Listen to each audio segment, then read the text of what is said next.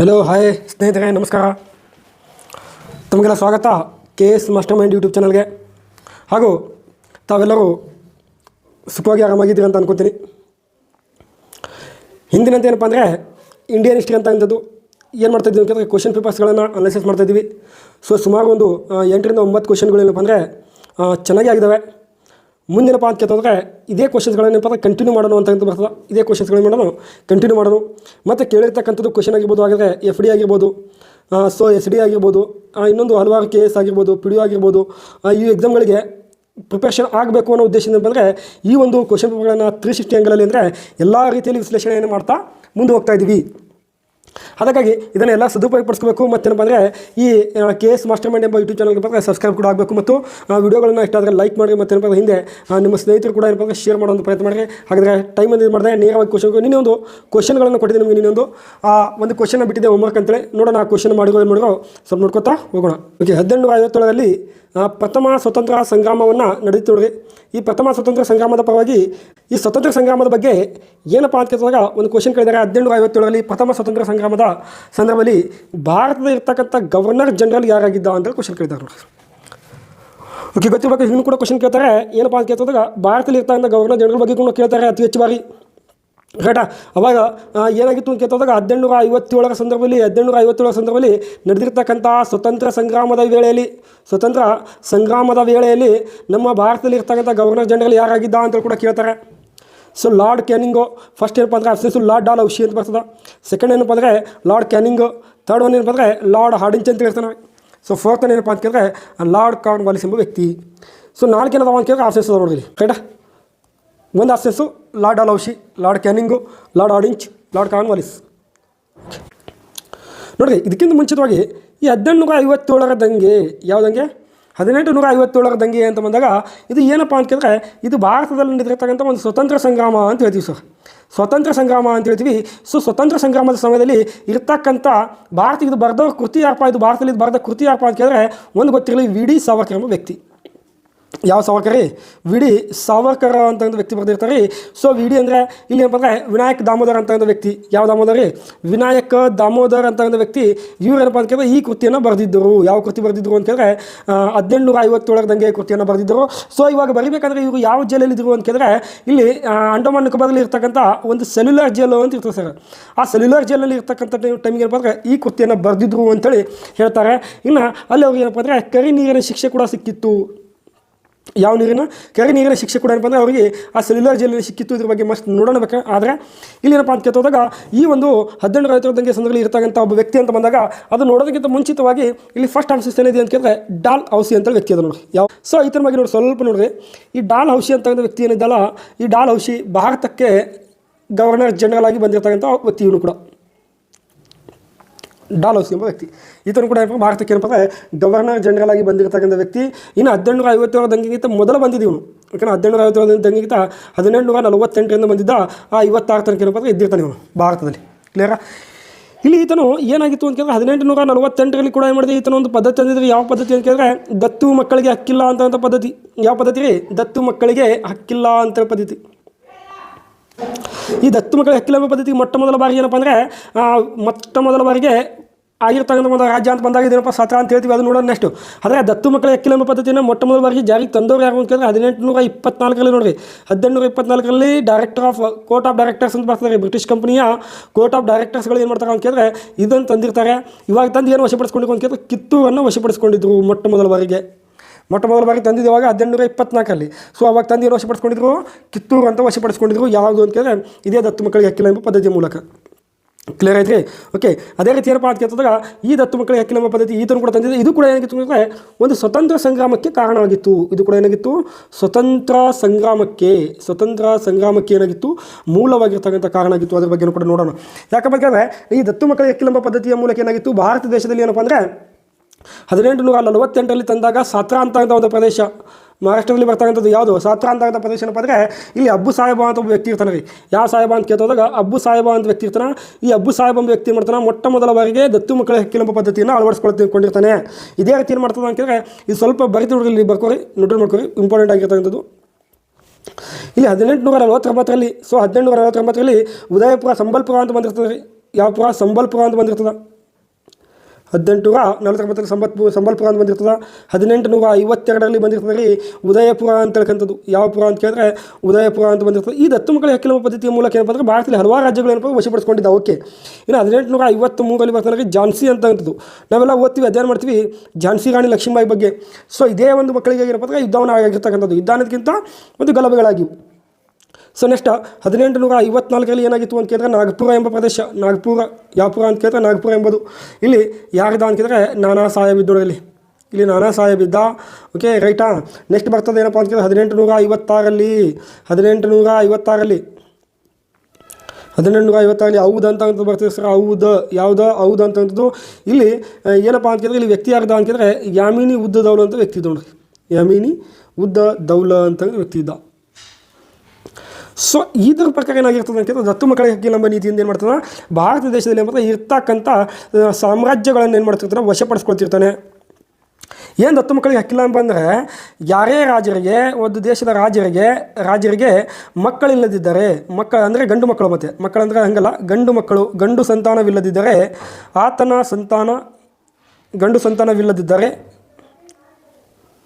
ಗಂಡು ಸಂತಾನವಿಲ್ಲದಿದ್ದರೆ ಆತನ ಸಾಮ್ರಾಜ್ಯವು ಬ್ರಿಟಿಷರಿಗೆ ಒಳಪಡುವುದು.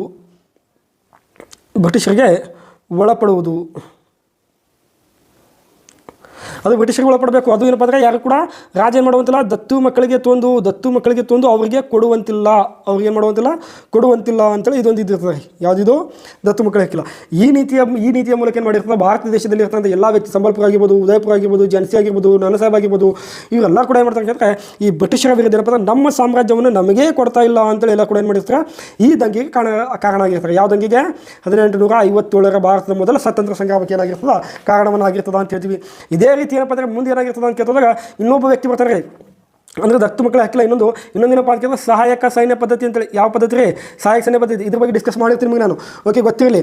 ಈ ಒಂದು ಇಲ್ಲಿ ಇನ್ನೊಂದು ಕಾರಣ ಏನಿರ್ತದೆ ಅಂತ ಕೇಳಿದ್ರೆ ಬಿರುದು ಬಾವಲಿಗಳ ರದ್ದತಿ. ಏನಪ್ಪ ಬಿರುದು ಬಾವಲಿಗಳ ರದ್ದತಿ ಅಂತ ಕೇಳ್ತಾವಾಗ ಈ ಒಂದು ರಾಜರು ಕೊಟ್ಟಿರ್ತಕ್ಕಂಥ ಏನಿರ್ತಲ್ಲ, ಬಾದಶಾ ಆಗಿರ್ಬೋದು, ಸುಲ್ತಾನ್ ಆಗಿರ್ಬೋದು, ಇವೆಲ್ಲ ಪದವಿಗಳನ್ನು ಏನು ಮಾಡಬೇಕು, ರದ್ದಾಗಬೇಕು. ಹಾಗಾಗಿ ಇದನ್ನು ಕೂಡ ಏನಾಗಿತ್ತು, ಮೂಲವಾದ ಕಾರಣ ಆಗಿತ್ತು. ಎದಕ್ಕೆ?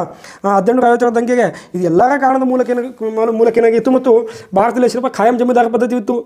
ಸೊ ಖಾಯಂ ಜಮೀದಾರ ಪದ್ಧತಿ ಕೂಡ ಏನಪ್ಪ ಮೂಲ ಕಾರಣವಾಗಿತ್ತು, ಆಯಿತಾ. ಮತ್ತು ರೈತವಾರಿ ಪದ್ಧತಿ ಕೂಡ ಆಗಿತ್ತು ರೀ. ರೈತವಾರಿ ಪದ್ಧತಿ ಕೂಡ ಮೂಲ ಕಾರಣ ಆಗಿತ್ತು.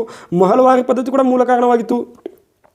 ಸೊ ಇದ್ರ ಬಗ್ಗೆ ಹೇಳ್ತೀನಿ ನಾನು. ಖಾಯಂ ಜಮೀದಾರ ಪದ್ಧತಿ ತಂದಿದ್ದು ಆಗಿರ್ಬೋದು, ಅದನ್ನು ಮಾಡಿದಾಗಿರ್ಬೋದು. ಇಲ್ಲಿ ಖಾಯಂ ಜಮೀದಾರ ಪದ್ಧತಿ ಅಂತ ಬಂದಾಗಿರಪ್ಪ ಲಾರ್ಡ್ ಕಾರ್ನ್ ವಾಲಿಸ್ ಅಂತ ಇರ್ತಾನಲ್ಲ, ಈ ವ್ಯಕ್ತಿ ತಂದಿರ್ತಾನೆ ರೀ. ಯಾವುದು? Lord corn Wallis. ಭಾಳ ಇಂಪಾರ್ಟೆಂಟ್ ಇದು. ಲಾರ್ಡ್ ಕಾರ್ನ್ ವಾಲಿಸ್ ಅಂತ ಒಂದು ವ್ಯಕ್ತಿ ಏನಪ್ಪ ಅಂದರೆ ಈ ಒಂದು ಖಾಯಂ ಜಮೀದಾರ ಪದ್ಧತಿ ತಂದಿರ್ತಾನೆ. ರೈಟಾ. ಈ ರೈತವಾರಿ ಪದ್ಧತಿ ಅಂತ ಬಂದಾಗ ಥಾಮಸ್ ಮನ್ರೋ ಎಂಬ ವ್ಯಕ್ತಿ ತಂದಿರ್ತಾನೆ ನೋಡಿರಿ. ಥಾಮಸ್ ಮನ್ರೋ ಅಂತ ಒಂದು ವ್ಯಕ್ತಿ ತಂದಿರ್ತಾನೆ. ಯಾವುದು? ರೈತವಾರಿ ಪದ್ಧತಿಯನ್ನು ಥಾಮಸ್ ಮನ್ರೋ ಅಂತ ಒಂದು ವ್ಯಕ್ತಿ ತಂದಿರ್ತಾನೆ. ಸೊ ಗೊತ್ತಿರಬೇಕು. ನೆಕ್ಸ್ಟ್ ಏನಪ್ಪ ಅಂದರೆ ಇಲ್ಲಿ ಮಹಲ್ವಾರಿ ಪದ್ಧತಿಗಳು ಕೂಡ ಏನಪ್ಪ ಬ್ರಿಟಿಷರು ತಂದಿರ್ತಾರೆ. ಎಲ್ಲಗಳನ್ನು ಏನು ಮಾಡ್ತಾರೆ ಅಂತ ಕೇಳಿದ್ರೆ ಇವೆಲ್ಲರ ಪರವಾಗಿ ಏನು ಮಾಡ್ತಾರೆ, ಇಲ್ಲಿ 1857 ಒಂದು ದಂಗೆಯನ್ನು ಆಗಿರ್ತದೆ. ಸೊ ಇದೇನಪ್ಪ ಅಂದರೆ ಲಾರ್ಡ್ ಡಲ್ಹೌಸಿ ಸಂಬಂಧಪಟ್ಟಿರ್ತಕ್ಕಂಥದ್ದು. ನೆಕ್ಸ್ಟ್ ಏನು ಬರ್ತದೆ, ಇನ್ನೊಂದು ಆಪ್ಷನ್ ಇತ್ತು ಅಂತ ಕೇಳಿದಾಗ ಇಲ್ಲಿ ನೋಡಿರಿ. ಓಕೆ, ಇಲ್ಲಿ ಲಾರ್ಡ್ ಕ್ಯಾನಿಂಗ್ ಅಂತ ಕೊಟ್ಟ ನೋಡಿರಿ. ರೈಟಾ. ಲಾರ್ಡ್ ಕ್ಯಾನಿಂಗ್ ಅಂತೇಳಿ ಕೊಟ್ಟಣ. ಹಾಗಾದರೆ ಸ್ವತಂತ್ರ ಹೋರಾಟದ ಸಂದರ್ಭದಲ್ಲಿ ಇರ್ತಕ್ಕಂಥ ಭಾರತದಲ್ಲಿ ಇರ್ತಕ್ಕಂಥ ಗವರ್ನರ್ ಯಾರಪ್ಪ ಅಂತ ಕೇಳಿದಾಗ ಲಾರ್ಡ್ ಕ್ಯಾನಿಂಗ್ ಎಂಬ ವ್ಯಕ್ತಿ ನೋಡಿರಿ. ಯಾವ ಕ್ಯಾನಿಂಗು? ಲಾರ್ಡ್ ಕ್ಯಾನಿಂಗ್ ಅಂತ ಒಂದು ವ್ಯಕ್ತಿ ಇದ್ದ. ಸೊ ಇವ ಏನಾಗಿದ್ದ ಅಂತ ಕೇಳಿದ್ರೆ ಗವರ್ನರ್ ಜನರಲ್ ಆಗಿದ್ದ. ಯಾವ ಸಂದರ್ಭದಲ್ಲಿ ಅಂತ ಕೇಳ್ತಾ ಇದೇ ಸಂದರ್ಭದಲ್ಲಿ 1857 ಸಂದರ್ಭದಲ್ಲಿ. ರೈಟ್. ಓಕೆ, ಹಾಗಾದರೆ ನೆಕ್ಸ್ಟ್ ಇನ್ನೊಂದು ವ್ಯಕ್ತಿ ಇದ್ದಾನೆ. ಯಾರಪ್ಪ ಅಂತ ಕೇಳಿದಾಗ ಹಾರ್ಡಿಂಚ್ ಅಂತ ಒಂದು ವ್ಯಕ್ತಿ ನೋಡು. ಲಾರ್ಡ್ ಹಾರ್ಡಿಂಚ್ ವ್ಯಕ್ತಿ. ಈತನ ಕೂಡ ಏನು ಮಾಡ್ತಾನೆ, ಒಂದು ಕಲ್ಕತ್ತಾದಿಂದ ಏನಪ್ಪ ಅಂದರೆ ಕಲ್ಕತ್ತಾದಿಂದ ದೆಹಲಿಗೆ ರಾಜಧಾನಿಯನ್ನು ವರ್ಗಾವಣೆ ಮಾಡಿರ್ತಾನೆ. ಭಾಳ ಇಂಪಾರ್ಟೆಂಟ್ ಇದು, ನೆನಪಿರಬೇಕು. ಕಲ್ಕತ್ತಾದಿಂದ ಏನಪ್ಪ ಅಂದರೆ ದೆಹಲಿಗೆ ಏನು ಮಾಡ್ತಾನೆ, ರಾಜಧಾನಿಯನ್ನು ವರ್ಗಾವಣೆ ಮಾಡಿರ್ತಾನೆ. ರಾಜಧಾನಿಯನ್ನು ವರ್ಗಾವಣೆ ಮಾಡಿರ್ತಾನೆ. ರೈಟಾ. ಓಕೆ, ಹಾಗಾದರೆ ನೆಕ್ಸ್ಟ್ ಬರ್ತಾ ನೋಡಿರಿ ಯಾರು ಅಂತ ಕೇಳಿದ್ರೆ ಲಾರ್ಡ್ ಕಾರ್ನ್ ವಾಲಿಸ್ ಎಂಬ ವ್ಯಕ್ತಿ. ಸೊ ಭಾಳ ಇಂಪಾರ್ಟೆಂಟ್ ಆಗಿರ್ತಕ್ಕಂಥ ವ್ಯಕ್ತಿ ಸರ್, ಇವನು ನೆನಪಿರಬೇಕು. ಲಾರ್ಡ್ ಕಾರ್ನ್ ವಾಲಿಸ್ ಎಂಬ ವ್ಯಕ್ತಿ ಭಾರತಕ್ಕೆ ಬಂದಿರ್ತಾನೆ. ಸರ್ ಯಾವ ಸಂದರ್ಭದಲ್ಲಿ ಬಂದಿರ್ತಾನೆ ಅಂತ ಕೇಳಿದ್ರೆ 3ನೇ ಆಂಗ್ಲೋ ಮೈಸೂರು ಯುದ್ಧ ಸಂದರ್ಭದಲ್ಲಿ ಬಂದಿರ್ತಾನೆ ಸರ್. 3ನೇ ಆಂಗ್ಲೋ ಮೈಸೂರು ಯುದ್ಧದ ಸಂದರ್ಭದಲ್ಲಿ. ಭಾಳ ಇಂಪಾರ್ಟೆಂಟ್ ಇದು. 3ನೇ ಆಂಗ್ಲೋ ಮೈಸೂರು ಯುದ್ಧದ ಸಂದರ್ಭದಲ್ಲಿ ಏನಾಗಿರ್ತದೆ, ಲಾರ್ಡ್ ಕಾರ್ನ್ ವಾಲಿಸನ್ನು ಭಾರತಕ್ಕೆ ಬಂದಿರ್ತಾನೆ. ಹೆಂಗಪ್ಪ ಅಂತ ಕೇಳ್ದಾಗ ಇಲ್ಲಿ ನೋಡಿರಿ, ಲಾರ್ಡ್ ಕಾರ್ನ್ ವಾಲಿಸ್ ಸ್ವಲ್ಪ ಬರ್ಕೋರಿ ಈತನ ಬಗ್ಗೆ. ಈತನಿಗೆ ಬಿರುದಿತ್ತು ಏನಿತ್ತು ಅಂತ ಕೇಳಿದ್ರೆ ಸೋಲಿಲ್ಲದ ಸರದಾರ ಅಂತ ಬಿರುದಿತ್ತು. ಈತನಿಗೆ ಸೋಲಿಲ್ಲದ ಸರದಾರ ಅಂತೇಳಿ ಬಿರುದಿತ್ತು. ಸೊ ಯಾಕಪ್ಪ ಅಂತ ಕೇಳಿದ್ರೆ ಇದನ್ನು ಪರ್ಷಿಯಾ ದೇಶಗಳಲ್ಲಿ ಯುರೋಪ್ ಖಂಡದಲ್ಲಿ ನಡೆದಿರ್ತಕ್ಕಂಥ ಯುದ್ಧಗಳೇನಪ್ಪ ಅಂದರೆ ಸೋಲನ್ನೇ ಕಂಡಲಾರದಂಥ ವ್ಯಕ್ತಿ ಯಾಕಪ್ಪ ಅಂತ ಕೇಳಿದ್ರೆ ಲಾರ್ಡ್ ಕಾರ್ನ್ ವಾಲಿಸ್ ಎಂಬ ವ್ಯಕ್ತಿ. ಈತನಿಗೆ ಏನಪ್ಪ ಅಂದರೆ ಭಾರತ ದೇಶದಲ್ಲಿ ಟಿಪ್ಪು ಸುಲ್ತಾನನ ವಿರುದ್ಧ ಟಿಪ್ಪು ಸುಲ್ತಾನನ ವಿರುದ್ಧ ಹೋರಾಡಲು ಭಾರತಕ್ಕೆ ತಂದಿರತಕ್ಕಂಥ ವ್ಯಕ್ತಿ ಯಾರಪ್ಪ ಅಂತ ಕೇಳಿದ್ರೆ ಈ ವ್ಯಕ್ತಿ ಬಂದಿದ್ದ. ಆದರೂ ಕೂಡ ಇವನು ಭಾರತಕ್ಕೆ ಬಂದಿರ್ತಾನೆ, ಬಂದು ಕೂಡ ಏನಪ್ಪ ಟಿಪ್ಪು ಸುಲ್ತಾನ ಸೋಲಿಸಬೇಕಂತಾದ್ರೆ ಟಿಪ್ಪು ಸುಲ್ತಾನನ್ನು ಸೋಲಿಸೋದಕ್ಕಿಂತ ಕೂಡ ಏನಪ್ಪ ಅದೊಂದು ಯುದ್ಧ ಸೋತು ಅನ್ನೋದಕ್ಕಿಂತ ಏನಪ್ಪ ಅದೊಂದು ಸಂಚಿತ್ತು. ಅದು ಸಂಚಿನಿಂದ ಏನಪ್ಪ ಅಂದರೆ ಇವನು ಸೋಲಿರ್ತಾನೆ. ಆ ಸಂಚಿ ಏನಪ್ಪ ಅಂತ ಕೇಳಿದಾಗ ನಿಮಗೆ ಥಿಯರಿ ಕ್ಲಾಸಲ್ಲಿ ಏನು ಮಾಡಿರ್ತಾನೆ. ಸೊ ಈ ಲಾರ್ಡ್ ಕಾರ್ನ್ವಾಲಿಸ್ ಏನಪ್ಪ ಈತನು ಕೂಡ ಏನಪ್ಪ ಅಂದರೆ ICS ಪರೀಕ್ಷೆ ಅಂತ ಕೂಡ ಏನು ಮಾಡಿರ್ತಾನೆ ತಂದಿರ್ತಾನೆ, ನೆನಪಿರಬೇಕು.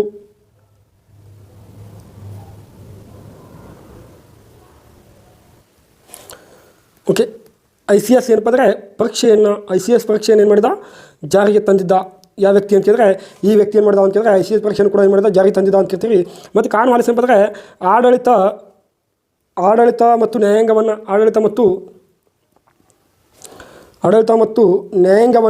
ಜಾರಿಗೆ ತಂದಿದ್ದ. ನ್ಯಾಯಾಂಗ ವ್ಯವಸ್ಥೆಯನ್ನು ಕೂಡ ಏನು ಮಾಡಿದ, ಜಾರಿಗೆ ತಂದಿದ್ದ, ನೆನಪಿರಬೇಕು. ಅದಕ್ಕಾಗಿ ಈತನಿಗೆ ಏನು ಕೇಳ್ತಾರೆ ಅಂತ ಕೇಳಿದ್ರೆ ಈ ಆಡಳಿತ ಮತ್ತು ಈತ ತಂದಿರ್ತಕ್ಕಂಥ ಆಡಳಿತ ನ್ಯಾಯಾಂಗವನ್ನು ಏನು ಕೇಳ್ತಾರೆ, ಆಡಳಿತ ಮತ್ತು ನ್ಯಾಯಾಂಗವನ್ನು ಭಾಳ ಇಂಪಾರ್ಟೆಂಟ್ ನೆನಪಿರಬೇಕಿದು. ಆ ತಂದೆ ನ್ಯಾಯಾಂಗವನ್ನು ಏನು ಕೇಳ್ತಾರೆ, ಕಾರ್ನ್ವಾಲಿಸ್ ಕೋಡ್ ಅಂತೇಳಿ ಕರೀತಾರೆ. ಇದಕ್ಕೆ ಭಾಳ ಇಂಪಾರ್ಟೆಂಟ್ ನೆನಪಿರಬೇಕು. ಕಾರ್ನ್ವಾಲಿಸ್ ಕೋಡ್ ಅಂತೇಳಿ ಕೂಡ ಕರೀತಾರೆ. ಯಾವ ಕೋಡ್ ಅಂತ ಕರೀತಾರೆ, ಕಾರ್ನ್ವಾಲಿಸ್ ಕೋಡ್ ಅಂತೇಳಿ ಕೂಡ ಏನು ಮಾಡ್ತಾರೆ, ಈತನಿಗೆ ಕರೀತಾರೆ. ಮತ್ತು ಇನ್ನೊಂದು ಗೊತ್ತಿರಲಿ, ಈತನಿಗೆ ಏನು ಕರೀತಾರೆ ಅಂತ ಕೇಳಿದಾಗ ನಾಗರಿಕ ಸೇವೆಗಳ ಪಿತಾಮಹ ಅಂತೇಳಿ ಕೂಡ ಕರೀತಾರೆ. ನಾಗರಿಕ ಸೇವೆಗಳ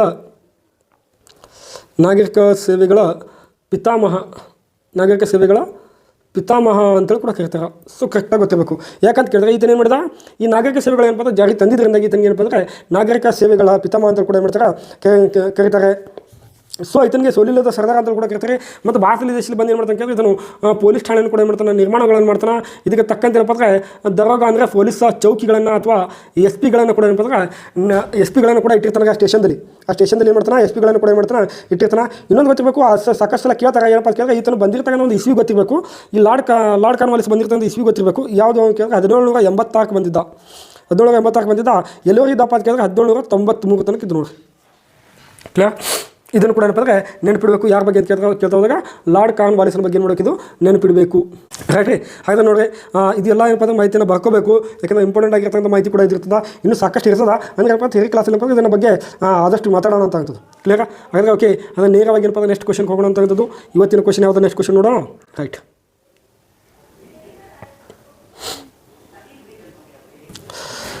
ಓಕೆ. ಕದಂಬ ರಾಜ್ಯದ ಕ್ವಶನ್ ಇದೆ. ಕದಂಬ ರಾಜ್ಯದ ಸ್ಥಾಪಕ ಯಾರು ಮತ್ತು ಇದರ ಮುಖ್ಯ ರಾಜಧಾನಿ ಯಾವುದಾಗಿತ್ತು? ನಿನ್ನೆ ಕೂಡ ಏನಪ್ಪ ಇದ್ರ ಬಗ್ಗೆ ಡಿಸ್ಕಷನ್ ಮಾಡಿದ್ವಿ, ಅತಿ ವಿಗ್ರಹವಾಗಿ ಡಿಸ್ಕಸ್ ಮಾಡಿದ್ವಿ. ರೈಟಾ? ಅದೇನೋ ಜಾಸ್ತಿ ಹೇಳೋದಕ್ಕಿಲ್ಲ. ಸೊ ಒಂದು ಲೈನ್ ಹೇಳ್ಕೊಂಡು ಹೋಗ್ಬಿಡೋಣ. ಇಲ್ಲಿ ಒಂದು ಮೊದಲನೇ ಆಪ್ಷನ್ಸ್ ಏನದ ಅಂತ ಕೇಳಿದಾಗ ಗೊತ್ತಿರಬೇಕು. ಮೊದಲನೇ ಆಪ್ಷನ್ಸ್ ಏನದ, ಮಯೂರವರ್ಮ ಮತ್ತು ಬನವಾಸಿ. ಮಯೂರವರ್ಮ ಸ್ಥಾಪಕ ಅಂತ ಹೇಳ್ತಾರೆ, ಬನವಾಸಿ ಅನ್ನೋದು ರಾಜಧಾನಿ ಅಂತ ಹೇಳ್ತಾರೆ. ಸೊ ಎರಡನೇದೇನಪ್ಪ ಅಂತ ಕೇಳಿದಾಗ ಕಾಕುಸ್ಥವರ್ಮ ಅಂತ ಹೇಳ್ತಾರೆ, ರಾಜಧಾನಿ ಅಂತ ಬಂದಾಗ ಹಲಿಮಿಡಿ ಅಂತ ಹೇಳ್ತಾರೆ. ಸೊ ಮೂರನೇದೇನಪ್ಪ ಅಂತ ಕೇಳಿದ್ರೆ ಶಾಂತಿವರ್ಮ ಅಂತ ಹೇಳ್ತಾರೆ. ನೆಕ್ಸ್ಟ್ ಏನಪ್ಪ ಹಾನಗಲ ಅಂತ ಹೇಳ್ತಾರೆ. ನಾಲ್ಕನೇದು ಏನು ಹೇಳ್ತಾರೆ, ಮುರುಗೇಶ್ವರ್ಮ ಮತ್ತು ಗೋವಾ ಅಂತೇಳಿ ಏನು ಮಾಡ್ತಾರೆ, ಹೇಳ್ತಾರೆ. ಸೊ ಹೇಳಬೇಕು ಇದರಲ್ಲಿ ಯಾವುದು ಇಂಪಾರ್ಟೆಂಟ್ ಅಂತಕ್ಕಂಥದ್ದು. ಸೊ ಇರ್ತಕ್ಕಂಥದ್ದು ಕದಂಬ ಸಾಮ್ರಾಜ್ಯ ಅಂತಂದು ನಿನ್ನೆ ನಾವು ಹೇಳಿದ್ವಿ. ಕದಂಬ ಸಾಮ್ರಾಜ್ಯದ ಬಗ್ಗೆ ನಿನ್ನೆ ಅಧ್ಯಯನ ಮಾಡಿದ್ವಿ. ಏನಪ್ಪ ಅಂದರೆ ಕನ್ನಡದ ಮೊದಲ ಸಾಮ್ರಾಜ್ಯ ಅಂತೇಳಿ, ಕನ್ನಡದ ಮೊದಲ ಸಾಮ್ರಾಜ್ಯ ಅಂತೇಳಿ ಅಧ್ಯಯನ ಮಾಡಿದ್ವಿ ನಿನ್ನೆ. ರೈಟಾ? ಇದ್ರ ಬಗ್ಗೆ ಜಾಸ್ತಿ ಹೇಳಕ್ಕೆ ಹೋಗಲ್ಲ, ಯಾಕಂದರೆ ನಿನ್ನೆ ಆದರೆ ಆಲ್ರೆಡಿ ಏನಾಗಿದ್ದು ಡಿಸ್ಕಷನ್ ಆಗಿದೆ. ರೈಟ್? ಹಾಗಾದರೆ ಇಲ್ಲಿ ಆನ್ಸರ್ ಏನಾಗ್ತದೆ ಅಂತ ಕೇಳಿದಾಗ ಸ್ಥಾಪಕ ಯಾರಪ್ಪ ಅಂತ ಕೇಳಿದಾಗ ನಿಮ್ಗೆ ನಿನ್ನೆ ಹೇಳಿದ್ದೆ ಏನಪ್ಪ ಅಂತ ಕೇಳಿದ್ರೆ ಸ್ಥಾಪಕ ಮಯೂರವರ್ಮ ಅಂತೇಳಿ ಹೇಳಿದ್ದೆ. ರೈಟ್ ರೀ? ಯಾವ ವರ್ಮ? ಮಯೂರವರ್ಮ ಅನ್ನೋದು ಸ್ಥಾಪಕ ಆಗಿದ್ದ. ಸೊ ರಾಜಧಾನಿ ಯಾವುದಾಗಿತ್ತು ಅಂತ ಕೇಳಿದ್ರೆ ರಾಜಧಾನಿ ಯಾವುದಾಗಿತ್ತು ರೀ? ಬನವಾಸಿಯನ್ನು ಕುಂತಳ ದೇಶ ಅಂತಲೂ ಕೂಡ ಕರೀತಾರೆ. ಮತ್ತೇನಪ್ಪ ಅಂದರೆ ಬೈಜಂಟಿಯನ್ ಅಂತಲೂ ಕೂಡ ಕರೀತಾರೆ, ವೈಜಂತಿಪುರ ಅಂತಲೂ ಕೂಡ ಕರೀತಾರೆ, ವನವಾಸಿ ಅಂತಲೂ ಕೂಡ ಕರೀತಾರೆ. ಇದ್ರ ಬಗ್ಗೆ ಡಿಟೇಲಾಗಿ ನೀನು ಹೇಳಿದ್ದೀನಿ ನಾನು. ಇವಾಗ ಒಂದು ಸಿಂಹ ಯಾವುದು ಅಂತ ಕೇಳಿದ್ರೆ ಸಿಂಹ ಅನ್ನೋದೇನಪ್ಪ ಅಂದರೆ ಇವರ ಒಂದು ರಾಜಲಾಂಛನ ಆಗಿತ್ತು. ಸೊ ಪ್ರಸಿದ್ಧ ಅರಸ ಯಾರಾಗಿದ್ದ ಅಂತ ಕೇಳಿದಾಗ ಇವರ ಒಂದು ಪ್ರಸಿದ್ಧ ಅರಸ ಅಂತ ಬಂದಿರಬೇಕು. ಯಾರಪ್ಪ ಅಂತ ಕೇಳಿದಾಗ ಕಾಕುತ್ಸ್ಥವರ್ಮ ಅಂತೇಳಿ ಬರ್ತಾನೆ ರೀ. ಯಾವ ವರ್ಮ ರೀ? ಕಾಕುತ್ಸ್ಥವರ್ಮ. ಇಲ್ಲೇ ಅದ ನೋಡಿರಿ ಮಗ್ಗಲ್ಕ, ಕಾಕುತ್ಸ್ಥವರ್ಮ ಇವರೊಂದು ಪ್ರಸಿದ್ಧ ವ್ಯಕ್ತಿ. ಸೊ ಎರಡನೇ ಕೃಷ್ಣವರ್ಮ ಅಂತೇಳಿ ಏನಪ್ಪ ಅಂದರೆ ಕೊನೆಯ ವ್ಯಕ್ತಿಯಾಗಿದ್ದ. ಎರಡನೇ ಕೃಷ್ಣವರ್ಮ. ಕ್ಲಿಯರ್? ಈ ವ್ಯಕ್ತಿ ಏನಾಗಿದ್ದ? ಕೊನೆಯ ಅರಸ. ಯಾವ ಅರಸ ಅಂತ ಕೇಳಿದ್ರೆ ಕೊನೆಯ ಅರಸನಾಗಿದ್ದ. ಕ್ಲಿಯರ್? ಯಾವ ಅರಸನಾಗಿದ್ರಿ? ಕೊನೆಯ ಅರಸ ಯಾರಪ್ಪ ಅಂದರೆ ಎರಡನೇ ಕೃಷ್ಣವರ್ಮ ಅಂತಾಗಿದ್ದ, ನೆನಪಿರಬೇಕು. ಇಲ್ಲಿ ಮಯೂರವರ್ಮನ ಬಗ್ಗೆ ಅಂತ ನಾವು ನೋಡಿದ್ವಿ ಆಲ್ರೆಡಿ. ಮಯೂರವರ್ಮ ಬಗ್ಗೆ ಹೇಳ್ತಾ ಒಂದು ತಾಳಗುಂದ ಶಾಸನದಲ್ಲಿ ಹೇಳ್ತದೆ ರೀ. ಓಕೆ, ಚಂದ್ರವಳ್ಳಿ ಶಾಸನದಲ್ಲಿ ಹೇಳ್ತದೆ. ಚಂದ್ರವಳ್ಳಿ ಶಾಸನ ನಿನ್ನೆ ನೋಡಿದ್ವಿ ನಾವು.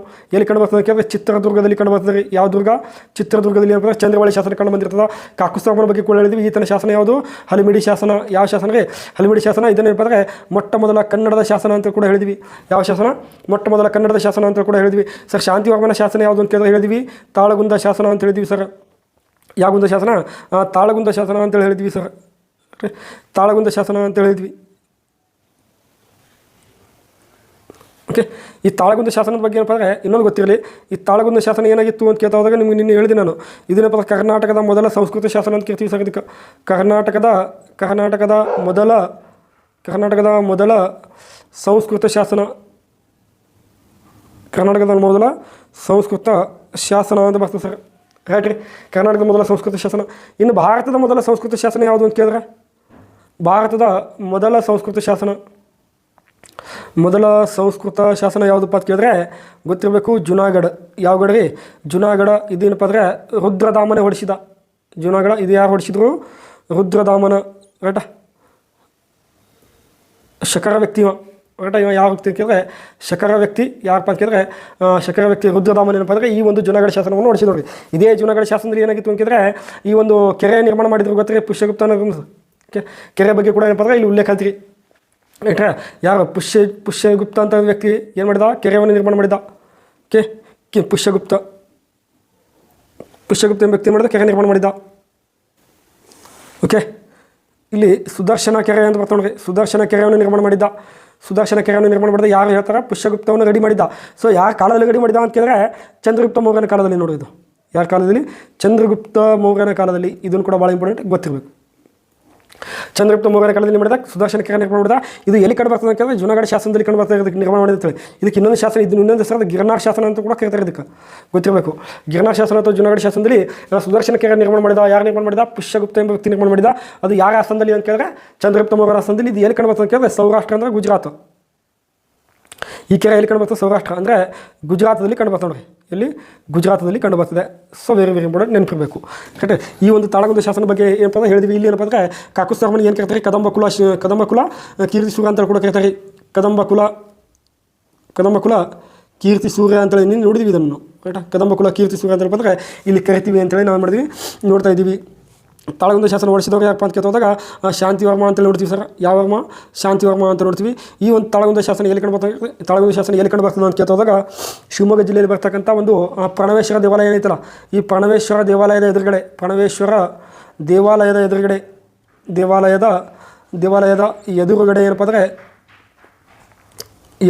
ಕಂಬದ ರೂಪದಲ್ಲಿ ಕಂಡು ಬರ್ತದೆ ಸರ್. ಕಂಬದ ರೂಪದಲ್ಲಿ ಕಂಡು ಬರ್ತದೆ. ಈ ಪರಮೇಶ್ವರ ದೇವಾಲಯ ಅತ್ಯಂತ ಹಳೆಯ ಒಂದು ದೇವಾಲಯ. ಇದು ಅತ್ಯಂತ ಹಳೆಯ ದೇವಾಲಯ. ಮತ್ತು ಅವ್ರ ಮನೆ ದೇವರು ಕೂಡ, ಕದಂಬರ ಒಂದು ಮನೆ ದೇವರು ಕೂಡ ಯಾರಪ್ಪ ಅಂತ ಕೇಳಿದ್ರೆ ಪರಮೇಶ್ವರ ದೇವಾಲಯ. ಕದಂಬರ ಮನೆ ದೇವರು ಕೂಡ ಯಾರಪ್ಪ ಅಂತ ಕೇಳ್ತದಾಗ ಪರಮೇಶ್ವರ ದೇವಾಲಯ. ಕರೆಕ್ಟಾಗಿ ನೆನಪಿರಬೇಕು. ಓಕೆ, ಹಾಗಾದ್ರೆ ನೆಕ್ಸ್ಟ್ ಏನಿತ್ತು ನೋಡ್ರಿ. ಓಕೆ, ಇಲ್ಲಿ ಮುರುಘೇಶ್ವರ ಅಂತ ಐತೆ ನೋಡ್ರಿ. ಸೊ ಮುರುಘೇಶ್ವರ ಅಂತ ಗೊತ್ತಿರಬೇಕು. ಇಲ್ಲಿ ಈ ಥರ ಒಂದು ಏನಾಗಿತ್ತು? ಪಲಾಶಿಕ ಅಂತೇಳಿ ನೋಡಿದ್ವಿ ನಿನ್ನೆ. ಫಲಶಿಖ ಈತನ ರಾಜಧಾನಿ ಏನಾಗಿತ್ತು? ಹಲಸಿ ಅಂತಾಗಿತ್ತು. ಸೊ ಹಲಸಿಯಲ್ಲಿ ಏನು ಮಾಡಿದ ಅಂತ ಕೇಳ್ತಾ ಈತನು ಜೈನ ಬಸದಿಯನ್ನು ಕೂಡ ನಿರ್ಮಾಣ ಮಾಡಿದ್ರಿ. ಯಾವ ಬಸದಿ? ಜೈನ ಬಸದಿಯನ್ನು ಕೂಡ ಏನು ಮಾಡಿದ? ನಿರ್ಮಾಣ ಮಾಡಿದ. ಅಂದರೆ ಜೈನರಿಗೆ ಏನಪ್ಪ ಅಂದ್ರೆ ವಾಸವನ್ನು ಮಾಡೋಕ್ಕೆ ಏನಪ್ಪ ಜೈನ ಬಸದಿ ಕೂಡ ಏನು ಮಾಡಿದ? ನಿರ್ಮಾಣ ಮಾಡಿದ. ಇದಕ್ಕೆ ಫಲಶಿಖ ಅಂತೇಳಿ ಕೂಡ ಏನು ಮಾಡ್ತೀವಿ ಕರಿತೀವಿ. ಅಥವಾ ಹಲಸಿಯನ್ನು ಈತನ ರಾಜಧಾನಿ ಆಗಿತ್ತು. ಮಯೂರವರ್ಮನ ಇಲ್ಲಿ ಅನುಸರಣೆ ಅಂತ ಕೇಳಿದ್ರೆ ಮಯೂರವರ್ಮ ಮತ್ತು ಬನವಾಸಿ. ಸ್ಥಾಪಕ ಯಾರು? ಮಯೂರವರ್ಮ. ಸೊ ಬನವಾಸಿ ಅನ್ನೋದು ಏನಪ್ಪ ಅಂದ್ರೆ ಆತನ ರಾಜಧಾನಿ ಆಗಿತ್ತು. ಮಯೂರವರ್ಮನ ಮೂಲ ಹೆಸರು ಅಂತ ಕೇಳಿದ್ರೆ ಮಯೂರ ಶರ್ಮ. ನೋಡ್ರಿ, ಮಯೂರ ಶರ್ಮ ಅಂತ ಆಗಿದ್ದು. ಕ್ಲಿಯರ್ ಆಯಿತಾ? ಓಕೆ, ಹಾಗಾದರೆ ಇವೆಲ್ಲ ಮಾತುಗಳೇನಪ್ಪ ಅಂತ ಬರ್ಕೋಬೇಕು. ನೆಕ್ಸ್ಟ್ ಕ್ವಶನ್ಗೆ ಏನಪ್ಪ ಹೋಗ್ತಾ ಇರೋಣ. ಓಕೆ, ನೋಡಿರಿ ಕ್ವಶನ್ ಕೊಟ್ಟಾರೆ ಅಂತ ಕೇಳಿದ್ರೆ ಕೆಳಗಿನ ಯಾವ ಎರಡು ಜೋಡಿಗಳು ಸರಿಯಾಗಿ ಹೊಂದುತ್ತವೆ ಅಂತ ಕೊಟ್ಟಾರೆ ನೋಡಿರಿ. ಕೆಳಗಿನ ಯಾವ ಎರಡು ಜೋಡಿಗಳು ಸರಿಯಾಗಿ ಹೊಂದುತ್ತವೆ ಅಂತ ಕೊಟ್ಟಾರೆ. ಎರಡು ಜೋಡಿಗಳು ಕೊಟ್ಟಾರೆ ಅವರು. ಈಗನಾ ಯಾವ ಎರಡು ಜೋಡಿಗಳು ಸರಿಯಾಗಿ ಅಂತ ಕೊಟ್ಟಾರೆ. ಸೊ ಒಂದು ಕಡೆ ರಾಜಮನೆತನಗಳು ಕೊಟ್ಟಾರೆ, ಇನ್ನೊಂದು ಕಡೆ ಏನು ಕೊಟ್ಟಾರೆ? ರಾಜ ಲಾಂಛನಗಳು ಕೊಟ್ಟಾರೆ. ಸೊ ಎಲ್ಲವನ್ನೂ ಕೂಡ ಕರೆಕ್ಟಾಗಿ ನೋಡ್ಬೇಕು ನಾವು. ರೈಟಾ? ಈಗ ಓಕೆ, ಹಾಗಾದರೆ ನೋಡಿರಿ ಫಸ್ಟ್ ಒಂದು ಏನು ಕೊಟ್ಟಾರ? ಗಂಗರು ಅಂತ ಕೊಟ್ಟಾರ ನೋಡ್ರಿ. ಗಂಗರು ಅಂತ ಕೊಟ್ಟಾರ. ಗಂಗರು. ಸೊ ಈ ನೆಕ್ಸ್ಟ್ ಏನಪ್ಪ ಅಂದರೆ ಹೊಯ್ಸಳರು, ವಿಜಯನಗರ ಸಾಮ್ರಾಜ್ಯ ಮತ್ತು ಮೈಸೂರಿನ ಒಡೆಯರು. ಸೊ ಇದು ಇಲ್ಲಿ ಆಗಬೇಕಾಗಿತ್ತು. ಹುಲಿಯೊಂದಿಗೆ ಹೋರಾಡುತ್ತಿರುವ ವೀರನ ಚಿತ್ರ. ಇದು ಈ ಕಡೆ ಬರ್ತದೆ ಟೋಟಲಾಗಿ.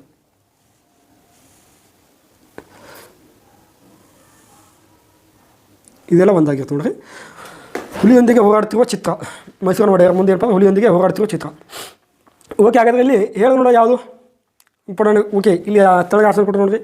ಎ ಮತ್ತು 1 ಮತ್ತು 4 ಸರಿ, 2 ಮತ್ತು 3 ಸರಿ ಅಂತ ಕೊಟ್ಟಣ, 1 ಮತ್ತು 3 ಸರಿ ಅಂತ ಕೊಟ್ಟಣ, 3 ಮತ್ತು 4 ಸರಿ ಅಂತ ಕೊಟ್ಟಣ.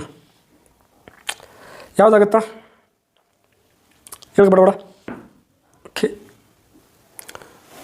ಓಕೆ, ನೀಡಿದ್ರಾ ನೋಡಿರಿ ಗಂಗರ ಬಗ್ಗೆ ಅಂತ ಬಂದಾಗ ನೋಡಿರಿ ಇಲ್ಲಿ ಗಂಗರ ಒಂದು ರಾಜಲಾಂಛನ ಯಾವುದು ಅಂತ ಕೇಳಿದ್ರೆ ಸೊ ಮದಗಜ. ಓಕೆ, ಇದನ್ನು ರೈಟ್ ಹಿಡಿಬೇಕು ನಾವು, ರೈಟಾ.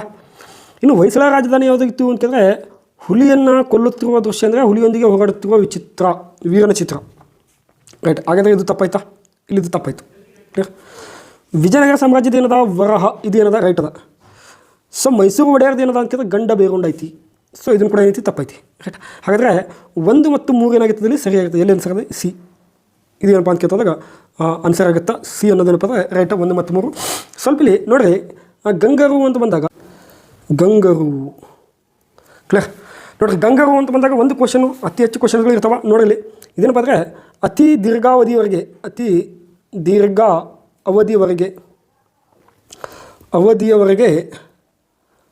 ಅವಧಿಯವರೆಗೆ ಆಡಳಿತ ಮಾಡಿದ ಮನೆತನ ಒಂದು ಗೊತ್ತಿರಬೇಕು. ಆಡಳಿತ ಮಾಡಿದ ಮನೆತನ ಒಂದು ಗೊತ್ತಿರಬೇಕು. ಏನಾದರೂ ಸರ್ ಇಸ್ವಿ ಅಂತ ಕೇಳ್ತಾರೆ. ಇವರು ಇಸ್ವಿಯನ್ನು ನೋಡಿರಿ 350ರಿಂದ ಹಿಡಿದು 1050. ಎಷ್ಟು? 350ರಿಂದ ಹಿಡಿದು 1050 ಅಂದರೆ ಇವ್ರದ್ದು ಏನಾಯ್ತು ಒಂದು ವಿಷಯದ ಗೊತ್ತಿರಬೇಕು. ಹಾಗಾದ್ರೆ ಗೊತ್ತಿರಬೇಕು. ಇಲ್ಲಿ ಸ್ಥಾಪಕ ಅಂತ ಬಂದಾಗ ದಡಿಗ ಮತ್ತು ಮಾಧವ. ಸ್ಥಾಪಕ ಯಾರು? ದಡಿಗ ಮತ್ತು ಮಾಧವ ಅಂತ ಬಂದರೆ ಸ್ವಲ್ಪ ಇಲ್ಲಿ ರಾಜಧಾನಿ ಅಂತ ಬಂದಾಗ ಇವರ ಒಂದು ರಾಜಧಾನಿ ಅಂತ ಬಂದಾಗ ಗೊತ್ತಿರಬೇಕು. ಗಂಗಾ ರಾಜಧಾನಿ ಯಾವುದಾಗಿತ್ತು? ಸೊ ಕಮೆಂಟ್ ಮಾಡಿ ನೋಡೋಣ. ತಲಕಾಡು ಅಂತೇಳಿ ಹೇಳ್ತೀವಿ ನಾವು. ತಲಕಾಡು ಆಗಿರ್ಬೋದು, ತಲವನಪುರ ಆಗಿರ್ಬೋದು. ಓಕೆನಾ? ತಲಕಾಡು ಯಾವ ಕಾಡು? ತಲಕಾಡು. ಗಂಗಾ ರಾಜಧಾನಿ ತಲಕಾಡು ಅಂತ ಹೇಳ್ತಿರ್ತೀವಿ. ರೈಟಾ? ಇಲ್ಲಿ ಪ್ರಸಿದ್ಧ ಅರಸ ಅಂತ ಕರಿತಾರೆ ನೋಡಿರಿ. ಪ್ರಸಿದ್ಧ ಅರಸ ಅಂತ ಬಂದಾಗ ಪ್ರಸಿದ್ಧ ಅರಸ ದುರ್ವಿನೀತ ಅಂತ ಹೇಳ್ತೀವಿ ಸರ್. ದುರ್ವಿನೀತ. ಓಕೆ, ಪ್ರಸಿದ್ಧ ಅರಸ ಯಾರು? ದುರ್ವಿನೀತ ಅಂತ ಹೇಳ್ತೀವಿ. ಕೊನೆಯ ಅರಸ ಅಂತ ಬಂದಾಗ ರಕ್ಕಸ ಗಂಗಾ ಅಂತ ಹೇಳ್ತೀವಿ. ಕೊನೆಯ ಅರಸ ಯಾರು ಅಂತ ಕೇಳಿದ್ರೆ ರಕ್ಕಸ ಗಂಗಾ ಅಂತ ಹೇಳ್ತೀವಿ. ಕೊನೆಯ ಅರಸ ಯಾರು? ರಕ್ಕಸ ಗಂಗಾ. ಓಕೆ, ಏನೋ ಗೊತ್ತಿರಲಿಲ್ಲ. ಇವಾಗ ಒಂದು ರಾಜಲಾಂಛನ ಯಾವುದು ಅಂತ ಕೇಳಿದ್ರೆ ಮದಗಜ ಗೊತ್ತೈತಿದ್ದು. ಮದಗಜ ಯಾಕಂತ ಕೇಳಿದ್ರೆ ಇಲ್ಲಿ ತಲಕಾಡಿನಲ್ಲಿ ಏನಾಗ್ತಿತ್ತು ಅತಿ ಹೆಚ್ಚು ಏನಾಗ್ತಿತ್ತು ಅಂತ ಕೇಳಿದ್ರೆ ಆನೆಗಳು ಕಂಡುಬರ್ತಿದ್ವು. ಅದಕ್ಕಾಗಿ ಇದಕ್ಕೆ ಒಂದು ಲಾಂಛನ ಏನದ ಮದಗಜ ಅಂತೇಳಿ ಏನಂದರೆ ಅದ. ಇವರೊಂದು ಧ್ವಜ ಅಂತ ಬಂದಾಗ ನೋಡಬೇಕು. ಇವರೊಂದು ಧ್ವಜ ಅಂತ ಬಂದಾಗ ಧ್ವಜ ಯಾವುದು ಇತ್ತು ಅಂತ ಕೇಳಿದಾಗ ಪಿಂಚಾಧ್ವಜ ಅಂತ ಇತ್ತು ನೋಡಿ. ಯಾವ ಧ್ವಜ? ಪಿಂಚಾಧ್ವಜ ಅಂತ ಹೇಳಿದ್ರೆ ಇವರೊಂದು ಧ್ವಜ ಆಗಿತ್ತು ಅಂತೇಳಿ ಕೂಡ ಏನು ಮಾಡ್ತೀವಿ ನಾವು ಹೇಳ್ತೀವಿ. ಸೊ ರಾಜಧಾನಿಗಳು ಅಂತ ಬಂದಾಗ ಒಂದು ತಲಕಾಡು ಅಂತ ಬರ್ತದೆ, ಎಲ್ಲ ಗೊತ್ತಿರಬೇಕು. ತಲಕಾಡು ಅಂತ ಬರ್ತದೆ. ಸೊ ಎರಡನೇದು ತಲವನಪುರ ಅಂತ ಬರ್ತದೆ. ಓಕೆ, ತಲಕಾಡಿಗೆ ತಲವನಪುರ ಅಂತ ಕರಿತಿದ್ರು, ಗೊತ್ತಿರಲಿ. ಈ ತಲಕಾಡಿಗೆ ಏನು ಕರಿತಿದ್ರು ಅಂತ ಕೇಳಿದ್ರೆ ತಲವನಪುರ ಅಂತೇಳಿ ಕೂಡ ಏನು ಮಾಡ್ತಿದ್ರು ಕರಿತಿದ್ರು. ತಲಕಾಡಿಗೆ ಏನು ಕರಿತಿದ್ರು? ತಲವನಪುರ ಅಂತೇಳಿ ಕರಿತಿದ್ರು. ತಲವನಪುರ. ರೈಟ್. ಸೊ ನೆಕ್ಸ್ಟ್ ಇನ್ನೊಂದು ಕುವಲಾಲ ಅಂತ ಇತ್ತು ನೋಡಿ. ಕುವಲಾಲ ಅಂದರೆ ಕೋಲಾರ. ಯಾವುದು? ಕುಲಾಲ ಅಂದರೆ ಕೋಲಾರ ಅಂತಿತ್ತು. ಸೊ ಮೂರನೇದು ಮಾಕುಂದ ಅಂತಿತ್ತು ನೋಡಿ. ಯಾವ ಕುಂದ? ಮಾಕುಂದ ಅಂತಿತ್ತು. ಮಾಕುಂದ ಅಂದರೆ ಚನ್ನಪಟ್ಟಣ ಅಂತ ಬರ್ತದೆ. ಯಾವ ಪಟ್ಟಣ ಅಂದರೆ ಚನ್ನಪಟ್ಟಣ ಅಂತ ಬರ್ತದೆ. ಇನ್ನೊಂದು ಮನ್ನೆ ಅಂತಿತ್ತು, ಗೊತ್ತಿರಬೇಕು. ಇದನ್ನು ಕೂಡ ಭಾಳ ಇಂಪಾರ್ಟೆಂಟು. ಮನ್ನೆ ಅಂತ ಬಂದಾಗ ಬೆಂಗಳೂರು ಗ್ರಾಮಾವಿಕ ಅಂತ ಕರಿತಾರೆ ಇದಕ್ಕೆ. ಮನ್ನೆ ಅಂತ ಬಂದಾಗ ಬೆಂಗಳೂರು ಗ್ರಾಮಾಂತರ ಅಂತ ಬರ್ತದೆ. ರೈಟ್, ಬೆಂಗಳೂರು ಗ್ರಾಮಾಂತರ. ಕ್ಲಿಯರ್? ಇದೇನಪ್ಪ ಅಂದರೆ ಇವ್ರ ಬಳಿ ಇರ್ತಂಥ ಸ್ವಲ್ಪ ಮಾಹಿತಿ ಇವ್ರ ಬಗ್ಗೆ. ಓಕೆ, ಇವ್ರದ್ದು ಇನ್ನೊಂದು ಗೊತ್ತಿರಲಿ. ಇರ್ಲಿರ್ತಂದ್ರೆ ಇವರ ಒಂದು ಆಯುಧ ಇತ್ತು.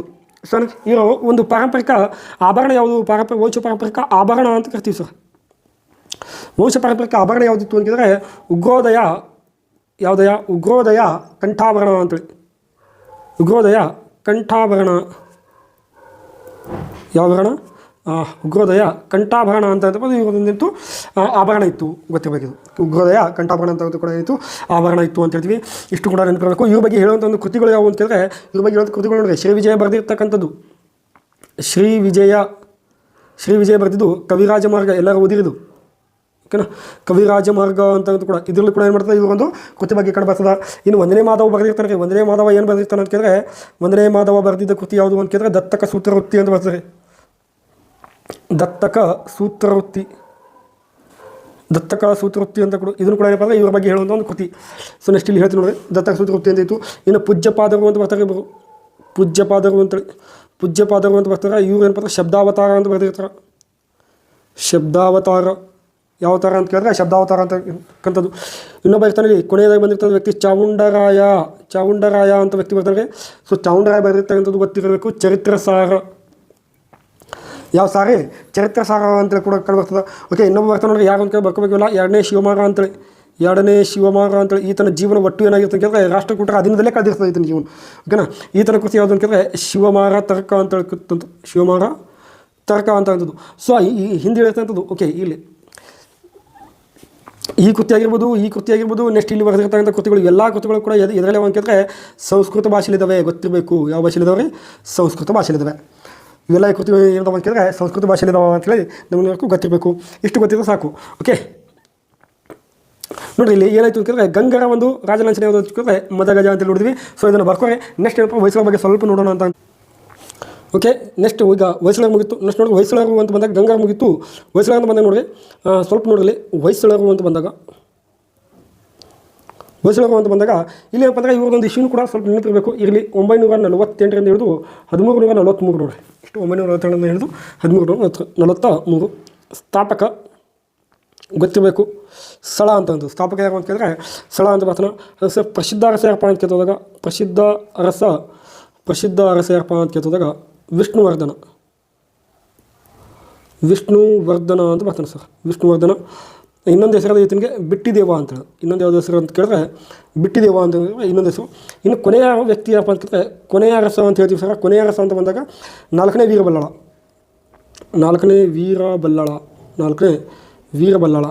ಎಷ್ಟನೇ ವೀರಬಲ್ಲಾಳ ಅಂತ ಕೇಳಿದ್ರೆ 4ನೇ ವೀರಬಲ್ಲಾಳ ಏನಾಗಿದೆ ಕೊನೆಯ ವ್ಯಕ್ತಿಯಾಗಿದ್ದ, ನೆನಪಿರಬೇಕು. ಇವರೊಂದು ಲಾಂಛನ ಅಂತ ಬಂದಾಗ ಇಲ್ಲಿ ನೋಡಿದ್ರು. ಇವರೊಂದು ರಾಜ್ಯ ಲಾಂಛನ ಅಂತ ಬಂದಾಗ ಏನಪ್ಪ ಅಂದರೆ ಹುಲಿಯೊಂದಿಗೆ ಹೋರಾಡುತ್ತಿರುವ ವೀರನ ಚಿತ್ರ ಅಂದರೆ ಹುಲಿಯನ್ನು ಕೊಲ್ಲುತ್ತಿರುವ ಚಿತ್ರ ಅಂತ ಕೂಡ ಕೊಡ್ತಾರೆ. ಕ್ಲಿಯರೇ? ಇವರೊಂದು ರಾಜಧಾನಿಗಳು ಅಂತ ಬಂದಾಗ ನೋಡಿರಿ. ಇವರ ರಾಜಧಾನಿಗಳು ಅಂತ ಬಂದಾಗ ಒಂದು ಗೊತ್ತಿರಬೇಕು, ಹಳೆಬೀಡುವನ್ನು ಏನು ಕರಿತಿದ್ರು? ದ್ವಾರ ಸಮುದ್ರ ಅಂತೇಳಿ ಕೂಡ ಕರಿತಿದ್ರು. ಯಾವ ಸಮುದ್ರ ಅಂತ ಕೇಳಿದ್ರೆ ದ್ವಾರ ಸಮುದ್ರ ಅಂತ ಕೂಡ ಏನು ಮಾಡ್ತಾರೆ ಹಳೆಬೀಡನ್ನು ಕರಿತಿದ್ರು. ಓಕೆ, ಇನ್ನೊಂದು ಗೊತ್ತಿರಬೇಕು ಸೊಸೆ ಊರು ಅಂತ ಕೂಡ ಇತ್ತು ಸರ್. ಫಸ್ಟ್ ಸ್ಟಾರ್ಟಿಂಗ್ ಸೊಸೆ ಊರು ಕೂಡ ಏನಂದ್ರೆ ಇವರ ಒಂದು ರಾಜಧಾನಿ ಆಗಿತ್ತು. ಯಾವ ಸೊಸೆ ಊರು ಅಂತ. ಇನ್ನೊಂದು ಬೇಲೂರು ಕೂಡ ಇವರ ಒಂದು ರಾಜಧಾನಿ ಇರ್ತದೆ. ಇನ್ನೊಂದು ಯಾವುದು ಅಂತ ಕೇಳಿದ್ರೆ ಬೇಲೂರು ಅಂತ ಕೂಡ ಏನಿರ್ತದೆ ಇವರ ಒಂದು ರಾಜಧಾನಿ ಇರ್ತದೆ. Okay, right. ಇಲ್ಲೇ ಬರ್ತಿರ್ತೀವಿ ನೋಡಿರಿ. ಇವ್ರದ್ದು ಕದಂಬರ ಬಗ್ಗೆ ಐತಿ. ಸುತ್ತಳಗಳು ಬರ್ತೀವಿ ನೋಡಿರಿ. ಬೇಲೂರು ಅನ್ನೋದಪ್ಪ ಇವ ಒಂದು ರಾಜಧಾನಿ ಲಾಂಛನ ಆಯಿತು ಅಂತ ಕೇಳ್ತೀವಿ. ಇವರಿಗೆ ಸಂಬಂಧಪಟ್ಟಿರ್ತಕ್ಕಂಥ ಕೃತಿಗಳು ಯಾವುದು ಅಂತ ಕೇಳಿದ್ರೆ ಇಲ್ಲಿ ಒಂದು BL ರೈಸ್ ಎಂಬ ಒಂದು ಕೃತಿ ಬರ್ತಿರ್ತಾನೆ ರೀ. ಯಾವುದು ರೈಸ? BL ರೈಸ್ ಎಂಬ ಕೃತಿ ಏನಪ್ಪ ಅಂತ ಕೇಳಿದ್ರೆ ಎಫಿಗ್ರಫಿ ಆಫ್ ಕರ್ನಾಟಕ ಅಂತ ಹೇಳ್ಬೋದು. Epigraphy of Karnataka. Okay, epigraphy of Karnataka ಎಂಬುದು ಕೂಡ ಏನು ಮಾಡ್ತಾರೆ ಇವ್ರ ಬಗ್ಗೆ ಹೇಳ್ಕೊಂಡು ಒಂದು ಕೃತಿ. ಇನ್ನೊಬ್ಬ ರಾಮಾನುಜಾಚಾರ್ಯರು ಅಂತ ಬರ್ತಾರೆ ನೋಡಿರಿ. ರಾಮಾನುಜಾಚಾರ್ಯ. ಸೊ ಇವ್ರು ಹೇಳುವಂಥ ಕೃತಿ ಯಾವುದಂದ್ರೆ ವೇದಭಾಷ್ಯ ಅಂತ ಅಂತದ್ದು. ರೈಟಾ? ಇದನ್ನು ಕೂಡ ಏನು ಮಾಡ್ತಾರೆ ಇವ್ರ ಬಗ್ಗೆ. ಭಾಸ್ಕರನ ಒಂದು ಕೃತಿ ಯಾವುದಪ್ಪ ಅಂತ ತಗೋತೀವಿ, ವ್ಯವಹಾರ ಗಣಿತ ಅಂತ ಬರ್ತಾರೆ. ಯಾವ ಗಣಿತ? ವ್ಯವಹಾರ ಗಣಿತ. ಯಾವ ಕೃತಿ ಇದು? ಭಾಸ್ಕರನ ಕೃತಿ ಯಾವುದು? ವ್ಯವಹಾರ ಗಣಿತ ಅಂತ ಕೂಡ ಏನಪ್ಪ ಈತನ ಕೃತಿ ಬರ್ತದೆ. ಇನ್ನೊಬ್ಬ ವ್ಯಕ್ತಿ ಇರ್ತಾನೆ ಇಲ್ಲಿ ಇಂಪಾರ್ಟೆಂಟ್, ಶ್ರೀಧರಾಚಾರ್ಯ ಅಂತೇಳಿ. ಇದನ್ನು ಕೂಡ ಇಂಪಾರ್ಟೆಂಟ್ ಗೊತ್ತಿರಬೇಕು. ಶ್ರೀಧರಾಚಾರ್ಯ ಅಂತಂಥದ್ದು. ಸೊ ಇವ್ರ ಕೃತಿ ಯಾವುದು ಅಂತಂದರೆ ಹೊಯ್ಸಳರ ಸಾಮಾಜಿಕ ಚರಿತ್ರೆಯನ್ನು ಹೇಳ್ತಾರೆ ಸರ್. ಇವ್ರ ಕೃತಿ ಅದ್ರ ಬಗ್ಗೆ ಹೇಳ್ತದೆ ಹೊಯ್ಸಳರ ಸಾಮಾಜಿಕ ಬಗ್ಗೆ ಏನಪ್ಪ ಅಂದರೆ ಇವ್ರು ಹೇಳುವಂಥ ಕೃತಿ ಕಿಳುಗುಂಟೆ ಪದ್ಧತಿ ಅಂತ ಹೇಳ್ತೇವೆ. ಇದೊಂದು ಕಿಳುಗುಂಟೆ ಪದ್ಧತಿ ಅಂತ ಹೇಳ್ತೀವಿ ಸರ್. ಅಂದರೆ ಹೊಯ್ಸಳರ ಒಂದು ಏನಪ್ಪ ಅಂದರೆ ಸಾಮಾಜಿಕ ಬಗ್ಗೆ ಅಂದರೆ ಗರುಡ ಪಡೆಯ ನಾಯಕನಾಗಿದ್ದ ಕಿಳುಗುಂಟ ಅಂತಕ್ಕಂಥದ್ದು. ಇದು ಅಂಗರಕ್ಷಣೆ ಬಗ್ಗೆ ಏನಪ್ಪ ಅಂದರೆ ಹೇಳ್ತಾರೆ. ಅಂದರೆ ಈ ಗರುಡ ಪಡೆಯ ನಾಯಕನ ಏನು ಕೇಳ್ತಾರೆ? ಗರುಡ ಪಡೆಯ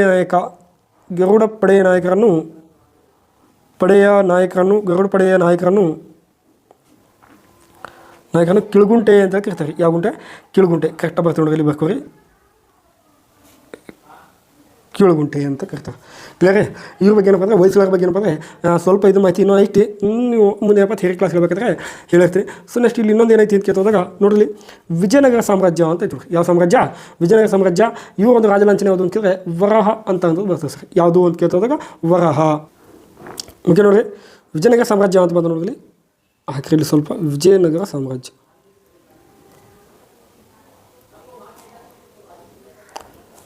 1336ರಿಂದ 1646 45ಕ್ಕೆ ನಡೆದಿರ್ತಾ ಯುದ್ಧ ಅದು. ಸೊ 1646 ರೈಟಾ? ಇಲ್ಲಿ ನೋಡಿ ವಿಜಯನಗರ ಸಾಮ್ರಾಜ್ಯ ಸ್ಥಾಪಕ ಅಂತ ಬಂದಾಗ ಹಕ್ಕ ಬುಕ್ಕ ಅಂತ ಹೇಳ್ತೀವಿ ಸರ್. ಯಾವ ಬುಕ್ಕರಾಯ? ಹಕ್ಕ ಬುಕ್ಕ ಅಂದರೆ ಹರಿಹರ ಮತ್ತು ಬುಕ್ಕರಾಯ ಅಂತ ಹೇಳ್ತಾರೆ ಸರ್. ಹರಿಹರ ಮತ್ತು ಬುಕ್ಕರಾಯ. ಓಕೆ. ಸೊ ಪ್ರಸಿದ್ಧ ಅರಸ ಅಂತ ಬಂದಾಗ ಏನಪ್ಪ ಅಂದರೆ ಭಾಳ ಮಂದಿ ಬರ್ತಾರೆ ಇಲ್ಲಿ. ದೇವರಾಯ ಅಂತ ಬರ್ತಾನೆ.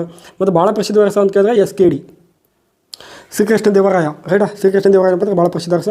ಅದರಲ್ಲಿ ಕೊನೆಯ ಅರಸ ಅಂತ ಬಂದಾಗ ನೋಡಲಿ ನೋಡ್ತೀವಿ ನಾವು ಏನಪ್ಪ ಅಂತ ಕೇಳಿದ್ರೆ 3ನೇ ಶ್ರೀರಂಗ ಅಂತ ನೋಡ್ತೀವಿ ಸರ್. ಕೊನೆಯ ಅರಸ ಎಷ್ಟನೇದು? 3ನೇ ಶ್ರೀರಂಗ. ಈ ಮೂರನೇ ಶ್ರೀರಂಗ ಏನಾಗಿದ್ದ, ಕೊನೆಯ ಅರಸನಾಗಿದ್ದ. ಭಾಳ ಇಂಪಾರ್ಟೆಂಟ್ ನೆನಪಿರಬೇಕು. ಇವರ ಒಂದು ಗುರು ಯಾರಾಗಿದ್ದರು ಅಂತ ಕೇಳಿದ್ರೆ, ಗುರು ಅಂತ ಬಂದಾಗ ವಿದ್ಯಾರಣ್ಯ. ಯಾವ ಅಣ್ಣ ರೀ? ವಿದ್ಯಾರಣ್ಯ. ಇವ್ರ ಗುರು ಯಾರಾಗಿರು ಅಂತ ಕೇಳಿದ್ರೆ ವಿದ್ಯಾರಣ್ಯ ಅಂತ ಆಗಿದ್ರು. ಇನ್ನೊಂದು ಗೊತ್ತಿರಬೇಕು, ಇವರ ಒಂದು ಲಾಂಛನ ಯಾವುದಾಗಿತ್ತು ಅಂತ ಕೇಳಿದ್ರೆ, ಇವರ ಲಾಂಛನ ನೋಡ್ರಿ, ಇಲ್ಲೇ ಗೊತ್ತಿರಬೇಕು, ಸ್ವಲ್ಪ ನೋಡ್ರಿ. ಈ ವರ ಏನೈತಲ್ಲ, ಎಡಮುಖ ವರಹ. ಎಡಮುಖ ವರಹ ಯಾವ ಲಾಂಛನ? ಎಡಮುಖ ವರ ನೋಡ್ರಿ. ವರ ಅಂದರೆ ಅಷ್ಟೇ ಇರಲ್ಲ. ಸೊ ಈ ಎಡಮುಖ ವರನೂ ಕೂಡ ಏನಾಗಿರ್ತದೆ, ಇವರ ಲಾಂಛನ ಆಗಿರ್ತದೆ. ಎಡಮುಖ ವರಹ ಅಂತೇಳಿ ಏನು ಮಾಡ್ತೀವಿ, ಅಧ್ಯಯನವನ್ನು ಮಾಡ್ತೀವಿ. ಲಾಂಛನ ಯಾವುದು? ಎಡಮುಖ ವರ ಆಗಿರ್ತದೆ. ಸೊ ಇಲ್ಲಿ ನೋಡಿ, ಹೆಚ್ಚು ಸ್ವಲ್ಪ ಹೇಳ್ತೀನಿ ನೋಡಿ. ಇಲ್ಲಿ ಇವರ ಒಂದು ರಾಜಧಾನಿಗಳು ಅಂತ ಬರ್ತಾ ನೋಡಿ ಸರ್. ಯಾವ ದಾನಿಗಳು? ಇವು ಒಂದು ರಾಜಧಾನಿಗಳು ಅಂತ ನೋಡ್ತೀವಿ ಸರ್. ರಾಜಧಾನಿ ಅಂತ ಬಂದಾಗ ಒಂದೇನಪ್ಪ ಅಂತ ಕೇಳಿದಾಗ ಆನೆಗುಂದಿ ಅಂತ ಇರ್ತದೆ ಸರ್. ಯಾವ ಗುಂದಿ? ಆನೆಗುಂದಿ ಅಂತ ಇರ್ತದೆ. ಇದು ಹಂಪಿ ಅಂತೇಳಿ ಕರಿತೀವಿ ಸರ್. ಸೊ ಇಲ್ಲ, ಕೊಪ್ಪಳ ಅಂತ ನೋಡೋದು. ಕೊಪ್ಪಳದಲ್ಲಿ ಬರ್ತದೆ. ಎಲ್ಲಿ ಬರ್ತದೆ? ಕೊಪ್ಪಳದಲ್ಲಿ ಬರ್ತದೆ ಸರ್. ಓಕೆ, ಹಾಗಾದರೆ ಇನ್ನೊಂದು ಗೊತ್ತಿರಲಿ, ಪೆನುಕೊಂಡ ಅಂತ ಬರ್ತದೆ ಸರ್. ಇದನ್ನು ಕೂಡ ಗೊತ್ತಿರಬೇಕು. ಪೆನುಕೊಂಡ ಅಂತ ಕೂಡ ಕರೀತಾರೆ. ಪೆನುಕೊಂಡ ಇದು ಆಂಧ್ರ ಪ್ರದೇಶದಲ್ಲಿ ಕಂಡು ಬರ್ತದೆ ಸರ್. ಇಲ್ಲಿ ಆಂಧ್ರ ಪ್ರದೇಶದಲ್ಲಿ ಕಂಡು ಬರ್ತದೆ. ಓಕೆನಾ. ಇನ್ನೊಂದು ಬರ್ತದೆ ಯಾವುದು ಅಂತ ಗುತ್ತಿ ಅಂತ ಬರ್ತದೆ. ಇದನ್ನು ಕೂಡ ಏನಪ್ಪ ಅಂದರೆ ಆಂಧ್ರ ಪ್ರದೇಶದಲ್ಲಿ ಕಂಡು ಬರ್ತದೆ. ಇನ್ನೊಂದು ಚಂದ್ರಗಿರಿ ಅಂತ ಕೂಡ ಬರ್ತದೆ. ಇವರ ಒಂದು ರಾಜಧಾನಿ ಯಾವುದು? ಚಂದ್ರಗಿರಿ ಅಂತ ಇರ್ತದೆ. ಇನ್ನೊಂದು ಹಂಪಿ, ಭಾಳ ಇಂಪಾರ್ಟೆಂಟ್ ಇವರ ರಾಜಧಾನಿ ಇದು. ಹಂಪಿ ಏನಪ್ಪ ಅಂದರೆ ವಿಜಯನಗರ ಸಾಮ್ರಾಜ್ಯದ ಪತನದ ನಂತರ ಏನಪ್ಪ ಅಂದರೆ ಹಳಿ ಕೊಂಪಿ ಆಯಿತು ಅಂತ ಕೂಡ ಏನಪ್ಪ ಅಂದರೆ ನಾಯಿ ನರಿಗಳು ವಾಸ ಮಾಡುವ ಒಂದು ಸ್ಥಳ ಆಯಿತು ಅಂತ ಕೂಡ ಹೇಳ್ತಾರೆ ಅದಕ್ಕೆ. ರೈಟ್ರೆ. ಸೊ ಇನ್ನೊಂದು ರಾಜಧಾನಿ ಯಾವುದು ಅಂತಂದರೆ ವೆಲ್ಲೂರು ಅಂತ ಬರ್ತದೆ. ಇನ್ನೊಂದು ರಾಜಧಾನಿ ಯಾವುದು? ವೆಲ್ಲೂರು ಅಂತೇಳಿ ಕೂಡ ಏನು ಮಾಡ್ತಾ ಬರ್ತಾರೆ. ಇದ್ರ ಬಗ್ಗೆ ಹೇಳುವಂಥ ಒಂದು ಕೃತಿಗಳು ಕೂಡ ಭಾಳದವ ಸರ್. ಭಾಳದವ. ಸೊ ಒಂದು ಸ್ವಲ್ಪ ನೋಡೋಣ ಅಂತ ಕೇಳಿದ್ರೆ, ಇಲ್ಲಿ ನಾರಾಯಣ ಅಂತ ವ್ಯಕ್ತಿ ಬರ್ತಾನೆ ರೀ. ಸೂರ್ಯನಾರಾಯಣ ಅಂತ ವ್ಯಕ್ತಿ ಬರ್ತಾನೆ. ಸೂರ್ಯನಾರಾಯಣ ವ್ಯಕ್ತಿ ಹೇಳ್ತಾನೆ ಕೇಳಿದ್ರೆ, ಈ ಸಾಮ್ರಾಜ್ಯವನ್ನು ಮರೆತು ಹೋದ ಸಾಮ್ರಾಜ್ಯ, ಮರೆಯಲಾಗದ ಸಾಮ್ರಾಜ್ಯ ಅಂತೇಳಿ ಇಬ್ಬರು ಮಂದಿ ಹೇಳ್ತಾರೆ. ಇಲ್ಲಿ ಗೊತ್ತಿರಬೇಕು. ಇವ್ರು ಏನು ಹೇಳ್ತಾರೆ ಅಂತ ಕೇಳಿದ್ರೆ, ಮರೆಯಲಾಗದ ಸಾಮ್ರಾಜ್ಯ ಅಂತ ಹೇಳ್ತಾರೆ. ಭಾಳ ಇಂಪಾರ್ಟೆಂಟು. ಮರೆಯಲಾಗದ ಸಾಮ್ರಾಜ್ಯ ಅಂತ ಹೇಳ್ತಾರೆ. ಯಾವ ಸಾಮ್ರಾಜ್ಯ? ಮರೆಯಲಾಗದ ಸಾಮ್ರಾಜ್ಯ ಅಂತ ಹೇಳ್ತಾರೆ. ಇನ್ನೊಬ್ಬ ವ್ಯಕ್ತಿ ಬರ್ತಾನೆ, ರಾಬರ್ಟ್ ಸಿವೆಲ್ ಎಂಬ ವ್ಯಕ್ತಿ ಸರ್. ರಾಬರ್ಟ್ ಸಿವೆಲ್ ಎಂಬ ವ್ಯಕ್ತಿ. ಈ ರಾಬರ್ಟ್ ಸಿವೆಲ್ ಎಂಬ ವ್ಯಕ್ತಿ ಏನು ಹೇಳ್ತಾನೆ ಅಂತ ಕೇಳಿದ್ರೆ, ಮರೆತು ಹೋದ ಸಾಮ್ರಾಜ್ಯ ಅಂತ ಹೇಳ್ತಾನೆ. ಯಾವ ಸಾಮ್ರಾಜ್ಯ? ಮರೆತು ಹೋದ ಸಾಮ್ರಾಜ್ಯ ಅಂತ ಹೇಳ್ತಾನೆ. ಮರೆತು ಹೋದ ಸಾಮ್ರಾಜ್ಯ ಅಂತ ಹೇಳ್ತಾನೆ. ರೈಟಾ. ಇಲ್ಲಿ ಚಾಮರಸನ ಒಂದು ಕೃತಿ ಬರ್ತದೆ. ಏನು ಕೃತಿ ತಪ್ಪ ಒಂದು ಏನು ಪ್ರಭುಲಿಂಗ ಲೀಲೆ ಅಂತೇಳಿ. ಯಾವುದು? ಚಾಮರಸ ಅಂತ ಬರ್ತಾನೆ. ಈತನಪ್ಪ ಅಂದರೆ ಪ್ರಭುಲಿಂಗ ಲೀಲೆ ಅಂತ ಕೃತಿ. ಇದನ್ನು ಕೂಡ ಏನಪ್ಪ ಅಂದರೆ ಇದ್ರ ಬಗ್ಗೆ ಹೇಳ್ತದೆ ಸರ್. ಇದ್ರ ಬಗ್ಗೆ ಹೇಳ್ತದೆ. ಎರಡನೇ ದೇವರಾಯ ಅಂತ ವ್ಯಕ್ತಿ ಇರ್ತಾನಲ್ಲ ಸರ್. ಇದೇ ಸಾಮ್ರಾಜ್ಯ, ಇದೇ ಮನೆತನ ವ್ಯಕ್ತಿ. ಯಾರು? ಎರಡನೇ ದೇವರಾಯ. ಸೊ ಎರಡನೇ ದೇವರಾಯನ ಕೃತಿ ಯಾವುದು ಅಂತಂದರೆ ಮಹಾನಾಟಕ ಸುಧಾನಿಧಿ ಅಂತ ಇರ್ತಾರೆ. ಬರ್ಕೋಬೇಕಿದು. ಮಹಾನಾಟಕ ಸುಧಾನಿಧಿ. ಮಹಾನಾಟಕ ಸುಧಾನಿಧಿ ಅಂತ. ಇನ್ನೊಂದು SKD ಒಂದು ಬರೆದಿರ್ತಾನೆ ನೋಡಿ. ಇಲ್ಲಿ SKD ಅಂದರೆ ಶ್ರೀಕೃಷ್ಣ ದೇವರಾಯ. ರೈಟ್ರೆ. ಈತನ ಬರೆದಿದ್ದ ಕೃತಿ ಅದು ಅಮುಕ್ತ ಮೌಲ್ಯ ಅಂತಕ್ಕಂಥ ಕೃತಿ. ಯಾವ ಮೌಲ್ಯ? ಅಮುಕ್ತ ಮೌಲ್ಯ. ಈತನ ಕೃತಿ ಯಾವುದು ಅಂತ ಕೇಳಿದ್ರೆ ಅಮುಕ್ತ ಮೌಲ್ಯ ಅಂತ ಇರ್ತದೆ. ಇನ್ನು ಕುಮಾರವ್ಯಾಸ ಬರೆದಿರ್ತಾನೆ ಕರ್ನಾಟಕ ಭಾರತ ಕಥಾ ಮಂಜರಿ ಅಂತೇಳಿ. ಇದನ್ನು ಕೂಡ ಬರ್ಕೊಂಡ್ಬಿಡ್ರಿ. ಮತ್ತೆ ಯಾಕೆ ಕುಮಾರವ್ಯಾಸ ಅಂತ ಬರ್ತಾನೆ. ಈತನ ಒಂದು ಕೃತಿ ಯಾವುದು ಅಂತ ಕೇಳಿದ್ರೆ ಕರ್ನಾಟಕ ಭಾರತ ಕಥಾ ಮಂಜರಿ ಅಂತ ಬರ್ಕೋಬೇಕು. ಕರ್ನಾಟಕ ಭಾರತ ಕಥಾ ಮಂಜರಿ. ಇವೆಲ್ಲ ಕ್ವಶನ್ಗಳು ಬಂದಿವೆ ಅದಾವೆ ಇವೆಲ್ಲ. ರೈಟಾ. ಎಲ್ಲ ಏನಪ್ಪ ಅಂತ ಕೇಳಿದ್ರೆ ಈ ಕ್ವಶನ್ಸ್ಗಳು ಏನಪ್ಪ ಅಂದರೆ ಬಂದಿವೆ ಅದಾವೆ. ಇನ್ನೊಂದು ಬರ್ತಾನೆ ಲಕ್ಕಣ ದಂಡೇಶ ಅಂತೇಳಿ. ಇವಾಗ ದಂಡನ ಹಾಕಿರ್ತಾನೆ ಇವ. ಲಕ್ಕಣ ದಂಡೇಶ. ಶಿವತತ್ವ ಚಿಂತಾಮಣಿ ಅಂತ ಬರ್ತಾನೆ ಈತನ ಕೃತಿ. ಲಕ್ಕಣ ದಂಡೇಶ ಅಂತ ಇರ್ತಾನೆ ರೀ ಸರ್. ಲಕ್ಕಣ ದಂಡೇಶ. ಇವು ಕೃತಿಗಳ ಬಗ್ಗೆ ಏನಪ್ಪ ಅಂದ್ರೆ ಜಾಸ್ತಿ ಕೇಳ್ತಾನೆ ಅಂತೇಳಿ ಬರ್ತಾ ಇದ್ದೀನಿ ಅಷ್ಟೇ ನಾನು. ರೈಟಾ. ಶಿವತತ್ವ ಚಿಂತಾಮಣಿ ಅಂತ ಬರ್ತದೆ. ಕ್ಲಿಯರ್. ಶಿವತತ್ವ ಚಿಂತಾಮಣಿ ಅಂತಂದು ಯಾವುದು? ಲಕ್ಕಣ್ಣ ದಂಡೇಶ ಅಂತೇಳಿ. ಈತನು ಕೂಡ ಏನಿರುತ್ತೆ? ದಂಡನಾಯಕ ಆಗಿರ್ತಾನೆ ನೀವು. ಏನಾಗಿರ್ತಾನೆ ನೀವು? ದಂಡನಾಯಕನಾಗಿರ್ತಾನೆ. ಗೊತ್ತಿರಬೇಕು. ಇನ್ನೊಂದು ಗೊತ್ತಿರಲಿ ಏನಪ್ಪ ಅಂತ ಕೇಳಿದ್ರೆ, ಇಲ್ಲಿ ಏನಪ್ಪ ಅಂತ ಕೇಳಿದಾಗ ಹಿಂದೂ ಧರ್ಮದ ಸಾಮ್ರಾಜ್ಯದ ಸ್ಥಾಪಕ ಇವರೆಲ್ಲ. ಹಿಂದೂ ಧರ್ಮದ ಸಾಮ್ರಾಜ್ಯದ ಸ್ಥಾಪಕ ಈ ಮನೆತನ. ಯಾವ ಮನೆತನ? ಹಕ್ಕ ಬುಕ್ಕ ಅಂತ ಸ್ಥಾಪನೆ ಮಾಡಿದ ಒಂದು ಮನೆತನ ಯಾವುದು ಕೇಳಿದ್ರೆ ಹಿಂದೂ ಧರ್ಮದ ಸಾಮ್ರಾಜ್ಯದ ಸ್ಥಾಪಕ ಅಂತೇಳಿ ಹೇಳ್ತೀವಿ ಸರ್. ಓಕೆ. ಇದು ಒಂದು ಕಥೆ ಹೇಳ್ತಾರೆ ಏನಪ್ಪ ಅಂದರೆ, ಒಂದು ನಾಯಿ ಏನಪ್ಪ ಅಂದ್ರೆ ಮೊಲವನ್ನು ಅಟ್ಟಿಸ್ಕೊಂಡು ಹೋಗುವ ಸ್ಥಳದಲ್ಲಿ ಏನಪ್ಪ ನಿರ್ಮಾಣವಾಗಿರ್ತಕ್ಕಂಥ ಸಾಮ್ರಾಜ್ಯ ಅಂತ ಹೇಳ್ತಾರೆ ಸರ್. ನಾಯಿಯನ್ನು ಅಟ್ಟಿಸ್ಕೊಂಡು ಹೋಗುವ ಸ್ಥಳದಲ್ಲಿ ನಿರ್ಮಾಣವಾಗಿರ್ತಕ್ಕಂಥ ಸಾಮ್ರಾಜ್ಯ ಯಾವುದು? ವಿಜಯನಗರ ಸಾಮ್ರಾಜ್ಯ. ಯಾವ ನಗರ? ವಿಜಯನಗರ ಸಾಮ್ರಾಜ್ಯ ಅಂತ ಹೇಳ್ತೀವಿ. ಕ್ಲಿಯರ್. ಓಕೆ. ಇಷ್ಟೇನಪ್ಪ ಅಂದರೆ ಇವರು ಇಲ್ಲಿ ಇನ್ನೊಂದು ಏನದ ಅಂತ ಕೇಳಿದ್ರೆ, ಇವರು ಒಂದು ಮನೆತನಗಳದಾವ. ಅವು ಸಂಘ ಮನೆತನ ಆಗಿರ್ಬೋದು, ಸಾಳವಾಗಿರ್ಬೋದು, ತುಳು ಆಗಿರ್ಬೋದು, ಅರವಿಡ ಆಗಿರ್ಬೋದು. ಇದೇನಪ್ಪ ನೆಕ್ಸ್ಟ್ ಒಂದು ಕ್ವಶನ್ ಐತಿ. ಅಲ್ಲಿ ಏನಪ್ಪ ಅಂದ್ರೆ ಅದ್ರ ಬಗ್ಗೆ ಡಿಸ್ಕಸ್ ಮಾಡ್ತೀನಿ. ಇಲ್ಲಂತೂ ಬೇಡ. ಸೊ ಇದೆಲ್ಲ ಬರ್ಕೊಂಡ್ರಿ ಅಂತ ಅನ್ಕೋತೀನಿ. ನೆಕ್ಸ್ಟ್ ಕ್ವಶನ್ಗೆ ಏನಪ್ಪ ಅಂದರೆ ಫಾರ್ವರ್ಡ್ ಆಗೋಣ. ಹಿಂದೆ ನೋಡಿಲಿ ಇದೆಲ್ಲ ಬರ್ಕೊಂಡ್ರಿ. ಇಲ್ಲಿ ಆನ್ಸರ್ ಏನಾಗಿತ್ತು ಅಂತಂದರೆ 1 ಮತ್ತು 3 ಆಯ್ತು ನೋಡಿಲಿ. ಆನ್ಸರ್ ಏನಾಗುತ್ತಾ? ಗಂಗರದ ಏನದ ಮದಗ ಜಗ ಇಟ್ಟದ. ಇಲ್ಲಿ ವಿಜಯನಗರದ ಏನದ ವರ, ಅದು ಎಡಮುಖ ವರ. ಕ್ಲಿಯರಾಗಿ ಗೊತ್ತಿರಬೇಕು. ರೈಟ್. ನೆಕ್ಸ್ಟ್ ಕ್ವಶನ್ ಹೋಗೋಣ. ರೈಟ್. ಓಕೆ. ನೋಡಿರಿ ನೆಕ್ಸ್ಟ್ ಕ್ವಶನ್ ಏನದ ಅಂತ ಕೇಳಿದ್ರೆ, ದ ಕ್ರೌನ್ ಆಫ್ ಎಕ್ಸ್ಪ್ಲಾಯ್ಡ್ ಎಂದು ಸಹ ಕರೆಯಲಾಗುವ ತುಜುಕ್ ಮಾಸಿರ್ ಕೃತಿಯನ್ನು ಬರೆದವ ಅಂತ ಕೇಳ್ತಾ ಇದ್ದೆ. ಇಲ್ಲಿ ತುಜುಕ್ ಅನ್ನೋದಕ್ಕಿಂತ ತಾಜುದ್ ಮಾಸಿರ್ ಅಂತ ಆಗಬೇಕಿದು. ತಾಜ್ ಉದ್ ಮಾಸಿರ್ ಅಂತ ಕರೀತಾರೆ. ಕೆಲವೊಂದು ಕಡೆ ಅಥವಾ ಏನು ಮಾಡ್ತಾರೆ ತುಜುಲ್ ಅಂತೇಳಿ ಬಳಸ್ತಾರೆ, ಬಟ್ ಇದು ಕನ್ಫರ್ಮ್ ಇಲ್ಲ ತುಜುಲ್ ಅಂತೇಳಿ ಬಳಸ್ತಾರೆ, ಇರಲಿ. ತಾಜ್ ಉದ್ ಮಾಸಿರ್ ಅಂತ ಇರ್ತದ್ದು. ದ ಕ್ರೌನ್ ಆಫ್ ಪ್ಲೈಡ್ ಸಹ ಎಂದು ಕರೆಯಲಾಗುವ. ನೋಡಿ ಇದು ಬಹಳ ಇಂಪಾರ್ಟೆಂಟ್ ಆಗಿರ್ತಕ್ಕಂಥದ್ದು. ಆಪ್ಷನ್ಸ್ ಏನು ಕೊಟ್ಟಾರ ನೋಡಿರಿ. ಒಂದು ಹಸನ್ ನಿಜಾಮಿ ಅಂತ ಕೊಟ್ಟಾರ. 2 ಅಬ್ದುಲ್ ಫಜಲ್ ಅಂತ ಕೊಟ್ಟಾರ, ರೈಟ್, ಅಬ್ದುಲ್ ಫಜಲ್. 3 ಉತ್ಬಿ ಆಗಬೇಕಿದು, ಉಪ್ಪಿ ಅಲ್ಲ, ಉತ್ಬಿ ಬರ್ಕೋದು, ಉತ್ಬಿ ಅಂತ ಆಗಬೇಕು. 3ನೇದು ಯಾವುದು ಉತ್ಬಿ. ಸೊ 4 ಆಪ್ಷನ್ಸ್ ಯಾವುದು ಅಂತಂದರೆ ಅಲ್ಬೇರುನಿ ಅಂತ ಇದ್ದು. ಯಾವುದು ರೂನಿ ರೀ? ಅಲ್ಬೇರುನಿ ಅಂತ ಇದ್ದಪ್ಪ ಅಂದರೆ 4ನೇ ಆಪ್ಷನ್ಸ್ ಅಲ್ಬರುನಿ ಅಂತ ಕೂಡ ಕರೀತಾರೆ ಅದ್ರ ಬಗ್ಗೆ. ಒಂದು ಹಸನ್ ನಿಜಾಮಿ, ಅಬ್ದುಲ್ ಫಜಲ್, ಉತ್ಬಿ, ಮತ್ತೇನಪ್ಪ ಅಂದರೆ ಅಲ್ಬರುನಿ ಅಂತ ಇದ್ದದ್ದು. ಈ ಬಗ್ಗೆ ನೋಡಿ ಸ್ವಲ್ಪ ಗೆಸ್ ಮಾಡಿರಿ. ಇದು ಎಲ್ಲಿ ಕಂಡು ಬರ್ತದ ಅಂತ ಕೇಳಿದ್ರೆ ಇದು ಮಧ್ಯ ಭಾರತದಲ್ಲಿ ಕಂಡು ಬರ್ತದೆ ನೋಡಿ. ಇದು ಎಲ್ಲಿ ಕಂಡು ಬರ್ತಾವೆ ಇಲ್ಲ ಅಂದರೆ ಮಧ್ಯ ಭಾರತದಲ್ಲಿ.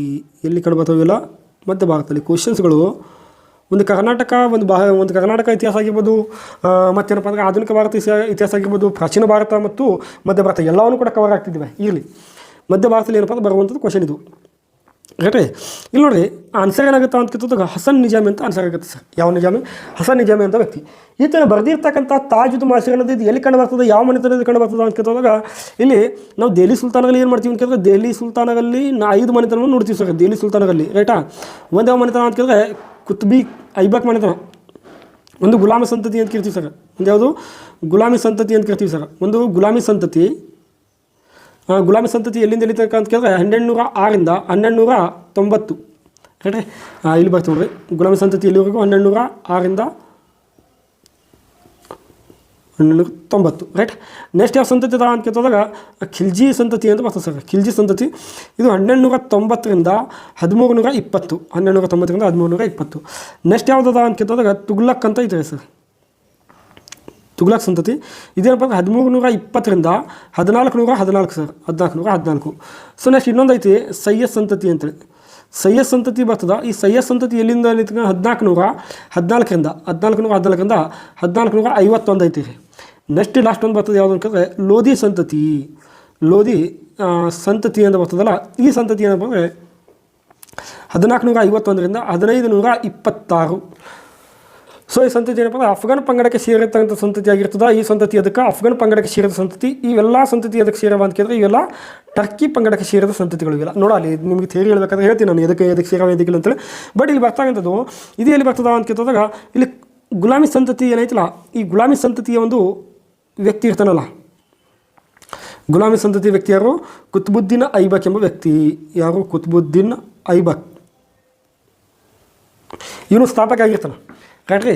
ಇಲ್ಲಿ ಸ್ವಲ್ಪ ಕುತುಬುದ್ದೀನ್ ಐಬಕ್ ಈತನು ಗುಲಾಮಿ ಸಂತತಿಯ ಸ್ಥಾಪಕ ಅಂತ ಕೂಡ ಕರಿತೀವಿ. ಕುತುಬುದ್ದೀನ್ ಐಬಕ್ ಗುಲಾಮಿ ಸಂತತಿಯ ಸ್ಥಾಪಕ ಕರಿತೀವಿ. ಈತನ ಕಾಲದಲ್ಲಿ ಏನಪ್ಪ ಅಂದರೆ ಇಲ್ಲಿ ಹಸನ್ ನಿಜಾಮಿ ಅಂತ ವ್ಯಕ್ತಿ ಇರ್ತಾನೆ. ಈತನ ಕಾಲದಲ್ಲಿ ಈ ಹಸನ್ ನಿಜಾಮ್ ಬರೆದಿರ್ತಕ್ಕಂಥದ್ದು ಏನಪ್ಪ ಅಂದರೆ ತಾಜ್ ಉದ್ ಮಾಸಿರ್. ತಾಜ್ ಉದ್ ಮಾಸಿರ್ ಅಂತ ಕೃತಿ. ಸರಿ, ಕೃತಿ ಏನು ಹೇಳ್ತದೆ ಅಂತ ಕೇಳಿದ್ರೆ ಈತನ ಆಸ್ಥಾನದಲ್ಲಿ ಏನಪ್ಪ ಅಂದರೆ ತೋಳ ಮತ್ತು ನರಿಯು ಕೂಡ ತೋಳ ಮತ್ತು ನರಿ ಕೂಡಿಕೊಂಡು ನೀರನ್ನು ಕುಡಿಯುತ್ತಿದ್ದವು ಅಂತ ಹೇಳ್ತಾನೆ ಸರ್. ಅಂದರೆ ಅರ್ಥ ಈತನ ಆಸ್ಥಾನದಲ್ಲಿ ಏನಪ್ಪ ಅಂದರೆ ಅತಿ ಹೆಚ್ಚೇನಿತ್ತು ಶಾಂತಿಯನ್ನು ಕುಡಿತು, ಶಾಂತಿ ಇರ್ತಿತ್ತು ಅಂತೇಳಿ ಅರ್ಥ, ರೈಟ್ರಿ. ಇಲ್ಲಿ ಈತನ ಆಸ್ಥಾನದಲ್ಲಿ ಇನ್ನೊಬ್ಬ ವ್ಯಕ್ತಿ ಇರ್ತಾರೆ, ಫಕ್ರುದ್ದೀನ್ ಅಂತೇಳಿ ವ್ಯಕ್ತಿ. ಓಕೆನಾ? ಯಾವುದಿಲ್ಲ ರೀ? ಫಕ್ರುದ್ದೀನ್ ಅಂತ ವ್ಯಕ್ತಿ ಬರ್ತಾರೆ ರೀ. ತಾರಿಕ್ ಎ ಮುಬಾರಕ್ ಅಂತ ಬರೆದಿರ್ತಾನೆ ಅವನು, ಫಕ್ರುದ್ದೀನ್. ಓಕೆ, ಫಕ್ರುದ್ದೀನ್ ಅಂತ ವ್ಯಕ್ತಿ ಈತನ ಏನು ಬರೆದಿರ್ತಾನೆ? ತಾರಿಕ್ ಎ ಮುಬಾರಕ್.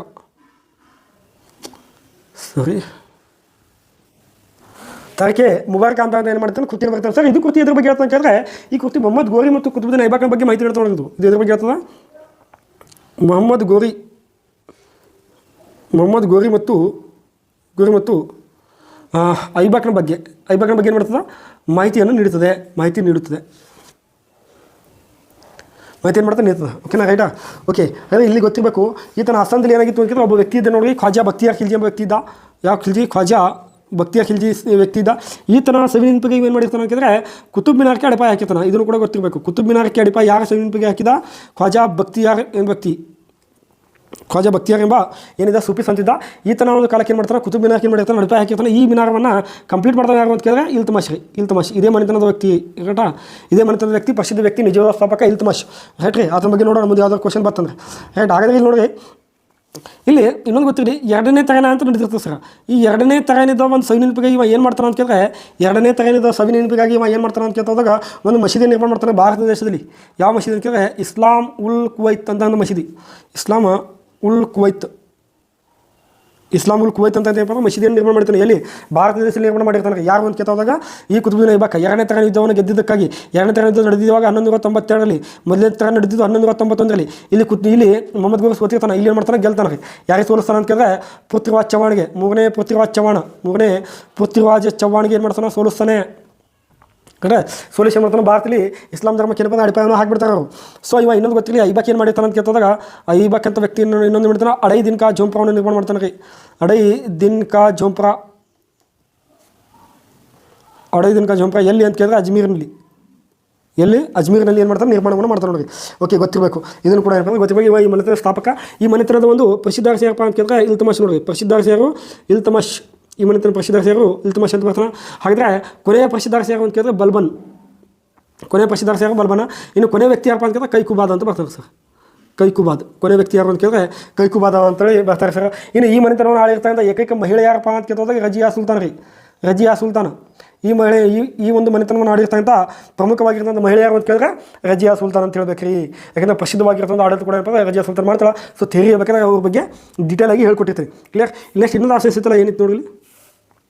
ಓಕೆ, ಉತ್ಬಿ ಅಂತ ನೋಡಿರಿ ಉತ್ಬಿ ಅಂತ ಬಂದಾಗ ಇಲ್ಲೇ ಹೇಳ್ಕೊಡ್ತೀನಿ ನೋಡಿ. ಇದ್ರ ಬಗ್ಗೆ ಇದೆಲ್ಲ ಬರ್ಕೊಡಿಗೆ ತಂದ್ಕೊಡಿದ್ದೀನಿ. ಓಕೆ, ರೈಟಾ. ಓಕೆ, ಈ ಉತ್ಬಿ ಮೊಹಮ್ಮದ್ ಗಜ್ನಿ ಬಗ್ಗೆ ಹೇಳೋದಂತ ಗೊತ್ತಿರೋ ಸರ್. ಇದು ಈತನ ಕೃತಿ ಏನಾಗಿತ್ತು ಅಂತ ಕೇಳಿದಾಗ ಈತನ ಕೃತಿ ಮೊಹಮ್ಮದ್ ಗಜ್ನಿ ಬಗ್ಗೆ ಹೇಳುವಂಥ ಕೃತಿ ಒಂದು ಕೃತಿ ಸರ್. ಈತನ ಕೃತಿ ಏನಾಗಿತ್ತು ಅಂತ ಹೇಳಿದ್ರೆ ತಾರೀಖ್ ಎ ಯಾಮಿನಿ ಅಂತ ಕೃತಿ ಆಗಿತ್ತು. ಇದು ಮೊಹಮ್ಮದ್ ಗಜ್ನಿ ಬಗ್ಗೆ ಏನು ಹೇಳ್ತದೆ ಅಂತ ಕೇಳಿದ್ರೆ ಮೊಹಮ್ಮದ್ ಗಜ್ನಬಿಯು ಭಾರತದ ಜೊತೆಗೆ ಏನು ಮಾಡಿದ? ಜಿಹಾದ್ ಘೋಷಣೆ ಮಾಡಿದ ಅಂತ ಹೇಳ್ತಾರೆ ಸರ್. ಇದು ಜಿಹಾದ್ ಘೋಷಣೆ ಮಾಡಿದ ಅಂತ ಹೇಳ್ತಾರೆ. ಜಿಹಾದ್ ಘೋಷಣೆ ಅಂದರೆ ಧರ್ಮಯುದ್ಧ.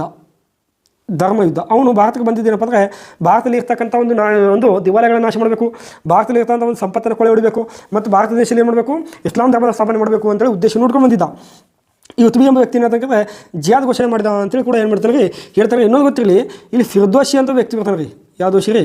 ಫಿರ್ದೋಷಿ ಅಂತ ವ್ಯಕ್ತಿ ಬರ್ತಾನೆ. ಸೊ ಈ ಫಿರ್ದೋಷಿ ಎಂಬ ವ್ಯಕ್ತಿ ಏನು ಹೇಳ್ತಾನೆ ಅಂತ ಕೇಳಿದಾಗ ಇಲ್ಲಿ ಈತನ ಕೃತಿ ಶಹನಾಮಾ ಅಂತ ಇರ್ತದೆ ಸರ್.